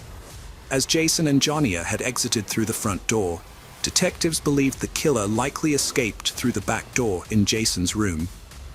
Another clue was found, a partial footprint, possibly left by the attacker when they followed Jason and attacked him. The brutal nature of Jonia's murder led police to suspect a personal motive. Initial investigations focused on Jonia's boyfriend, despite him being approximately 1,000 kilometers away from Knoxville. However, friends and family testified to their wonderful relationship, and he had no apparent reason to commit such a heinous crime. He learned of Jonia's death when her mother called him at 10 a.m. and claimed to have fainted and taken a long time to recover. In his incapacitated state, he required a neighbor's assistance to book a plane ticket and pack his suitcase. After carefully verifying his alibi, investigators concluded he couldn't have physically traveled to Knoxville and back by morning, thus ruling him out as a suspect and shifting their attention to Jonia's neighbor. In contrast to Jonia's boyfriend, who had a solid alibi, this particular neighbor did not, which raised suspicions that he might be the perpetrator. Many friends and family members of Jonia suspected him, with some believing he could be the killer, and others accusing him of leaving Jonia behind as he fled the apartment. The suspicion was so deep-seated that Jonia's parents didn't even want him to attend her funeral. After Jason was released from the hospital, investigators started questioning him. He maintained his original story, stating that he had heard screams, seen an unfamiliar man, and was attacked after successfully fighting off the attacker. Jason rushed to the front door, went out into the street, and sought help from the neighbors. He thought Jonia had also escaped from the apartment because he could no longer hear her screams. However, the police had doubts about the truth of this testimony. Doubts about Jason initially stemmed from his injuries. Although he had 8 wounds, 7 were superficial, and the 8th on his right arm could have been sustained while either defending himself or attacking someone.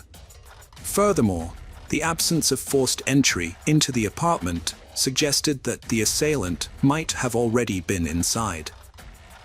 Jason claimed to have taken out the trash through the back door that night, but he couldn't recall whether he had locked it. The detectives pressed him further, focusing on which door he used to exit the apartment onto the street. Jason maintained that he had left through the front door, but the police suspected he was lying. If Jason had actually exited through the back door, it would account for the bloodstains near the door leading to the stairs, thereby heightening suspicions against him. Additionally, the police accused him of using and selling illegal drugs and of becoming aggressive when he couldn't get his fix. Jason denied all these allegations, but the investigators continued to level various charges against him. After spending several hours at the police station, the detectives asked Jason to take a polygraph test, and to their surprise, he accepted. An expert was brought in to administer the test, during which Jason was asked a series of leading questions. When the test was over, the investigators told him that he had failed, suggesting that his responses were false. This news caused Jason to become extremely upset, shouting that he was innocent and had no involvement in the crime, that his life was in danger, and that the real perpetrator was still at large. Despite his protests, the detectives remained skeptical. Police couldn't charge Jason due to lack of evidence. Lab analysis of the murder weapon revealed 3 DNA samples: the victim's, Jason's, and an unknown man's. The unknown DNA was also found elsewhere in the apartment. A bloody fingerprint on the knife handle didn't match Jason's. These findings suggested another person was present, but the unknown DNA didn't match any in the database. Despite this, public opinion still doubted Jason's innocence. Jason developed PTSD after a flawed polygraph test led to false accusations. In reality, Jason had severe lung and neck injuries with little hope of recovery. However, due to police report inaccuracies, his treatment was only 25% covered, leaving him in financial distress. After the police stopped suspecting him, they started questioning Jason as a witness. Based on his account, they managed to create a rough description of the attacker. However, the situation was complicated by the fact that Jason didn't get a clear look at the assailant's face. The apartment was dimly lit, and the attacker had pounced on him as soon as he left the room. In Jonia's room, the investigators made an intriguing discovery. A cap was found near the back staircase, along with discs and a stereo player. At first, they thought these items might belong to Jonia or Jason, but Jason denied any connection to them, claiming they were not in his apartment. This led the investigators to suspect that the killer might have left them behind. The police released a rough sketch of the suspect to the media, and after it was published, they received hundreds of leads. Many people reported individuals who vaguely matched the sketch, prompting the detectives to investigate each of these leads. One lead in particular caught their attention: a group of local teenagers known to break into houses to steal. One of these teenagers, 19-year-old Michael, bore a resemblance to the suspect's sketch. The police launched a search for Michael, which was made more complicated by the fact that he was already wanted for theft. With the possibility of his involvement in murder, 2 police units joined the search for Michael. They tracked down Michael and brought him in for questioning about the murder. As soon as he was in custody, the investigators turned their attention to his shoes, which had a tread pattern that was similar to the footprint found at the crime scene. They took DNA and fingerprint samples from Michael and sent them to the lab for analysis. While waiting for the results, they questioned him, and he made a surprising confession. Michael claimed that he and a friend had broken into Gia's apartment that night, intending to steal valuables. However, he said his friend had taken a knife and attacked Gia. But the detectives soon grew suspicious of Michael's story.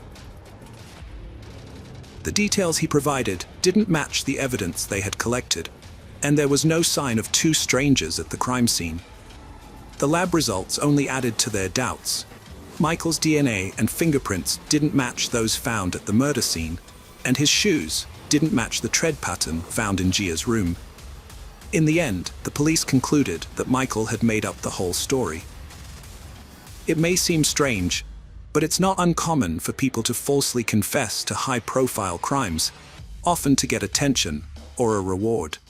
It's unclear what motivated Michael, but his confession turned out to be completely false. Following the murder, investigators questioned over 1,000 potential suspects and collected around 400 DNA samples. However, none of them matched the evidence found at the crime scene. In an effort to encourage people to come forward with information, a reward was offered early on in the investigation. As time went on, the reward amount increased each month. By December 2005, a year after the murder, the reward had reached $60,000. The state governor also contributed an additional $20,000 from his own funds, drawing even more public attention to the case. Despite the many leads, all of them ultimately led to dead ends. As a result, the case remained unsolved for several years. In 2007, the victims' parents took action seeking changes in state legislation. They found it surprising that the murderer's fingerprints and DNA were not in any databases, considering the brutality of the crime. The parents refused to believe that this was the perpetrator's first offense. They later discovered that, according to Tennessee laws, fingerprints and DNA samples were only collected from people who had been convicted of a crime. Jason's parents were determined to bring about change. They took an active role in shaping a new law that required the collection of DNA samples from all individuals arrested for violent crimes. The authorities backed this initiative, and the law was passed in May 2007. 2 months later, a significant breakthrough occurred in the case. The police arrested 22-year-old Taylor Lee Olson for violating his probation terms. Olson had a lengthy criminal record, mainly involving theft, check forgery, and auto theft, with multiple previous arrests. Remarkably, despite his history of run-ins with the law, his fingerprints and DNA had never been collected. Olson lived with his girlfriend and their newborn daughter, but his criminal activities persisted. It was revealed that Olson had already come to the investigators' attention 5 months earlier when they received a tip about his possible involvement in the murder. However, for reasons unknown, the police had not pursued DNA samples for analysis at that time. Nevertheless, with his new arrest for probation violation, they finally decided to question him about Johnny's case. Olson eventually confessed his involvement in the murder and willingly provided a DNA sample. When the lab results came in, it was confirmed that Taylor's DNA was a complete match with the sample found in the victim's apartment. Following this, they collected his fingerprints, which also matched the fingerprint on the murder weapon. Olson was subsequently arrested, and detectives began to question him. Initially, Olson said he was not guilty, but he eventually decided to confess to his actions. Taylor claimed that on that night he had intended to steal Johnny's car and had entered her apartment through the back door to find the car keys.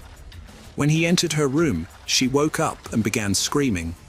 In response, Olson grabbed a kitchen knife and stabbed her multiple times. However, he insisted that he hadn't intended to kill anyone, and that it had all occurred accidentally. Detectives had doubts about the truthfulness of some details, and leaned towards believing that Taylor had premeditated the murder. It was possible that he had been stalking the victim for some time, indirectly supported by the fact that Johnny's friends had reported someone following her in a car at the time. No evidence was found to substantiate this, but after Olson's arrest, it seemed increasingly plausible. Despite this, there was little doubt about his culpability, as his DNA and fingerprints were present on the murder weapon, strongly indicating his involvement. Olson's trial was slated to commence in mid-2008, and by that point, he had already retained a lawyer. Apparently, his legal counsel advised him to retract his confession, and Taylor presented a new version of events to the detectives. Now, he claimed that he had entered Johnny's apartment with his friend named Noah Cox. According to this revised account, when Olson entered Gia's room to retrieve the car keys, she allegedly woke up, seized a knife, and stabbed him several times. Olson then fled through the back door, while his friend entered Gia's room, disarmed her, and killed her. This new narrative raised suspicions among the police, as they found no fingerprints or DNA from other individuals at the crime scene, making it appear unlikely that anyone else was involved. Detectives awaited the start of the trial, but it never occurred. On March 28, 2008, Taylor Olson took his own life in his prison cell. Alongside him, several suicide notes were discovered, addressed to his family, Joan, his relatives, and the police. In the note to the detectives, he once again alleged that his friend Noah Cox was the actual perpetrator and also apologized to Gia's family and his own. Detectives continued to believe that Olson was responsible for the murder and repeatedly questioned him, but they found no evidence implicating him. Gia's parents also remained skeptical, believing that Olson was lying.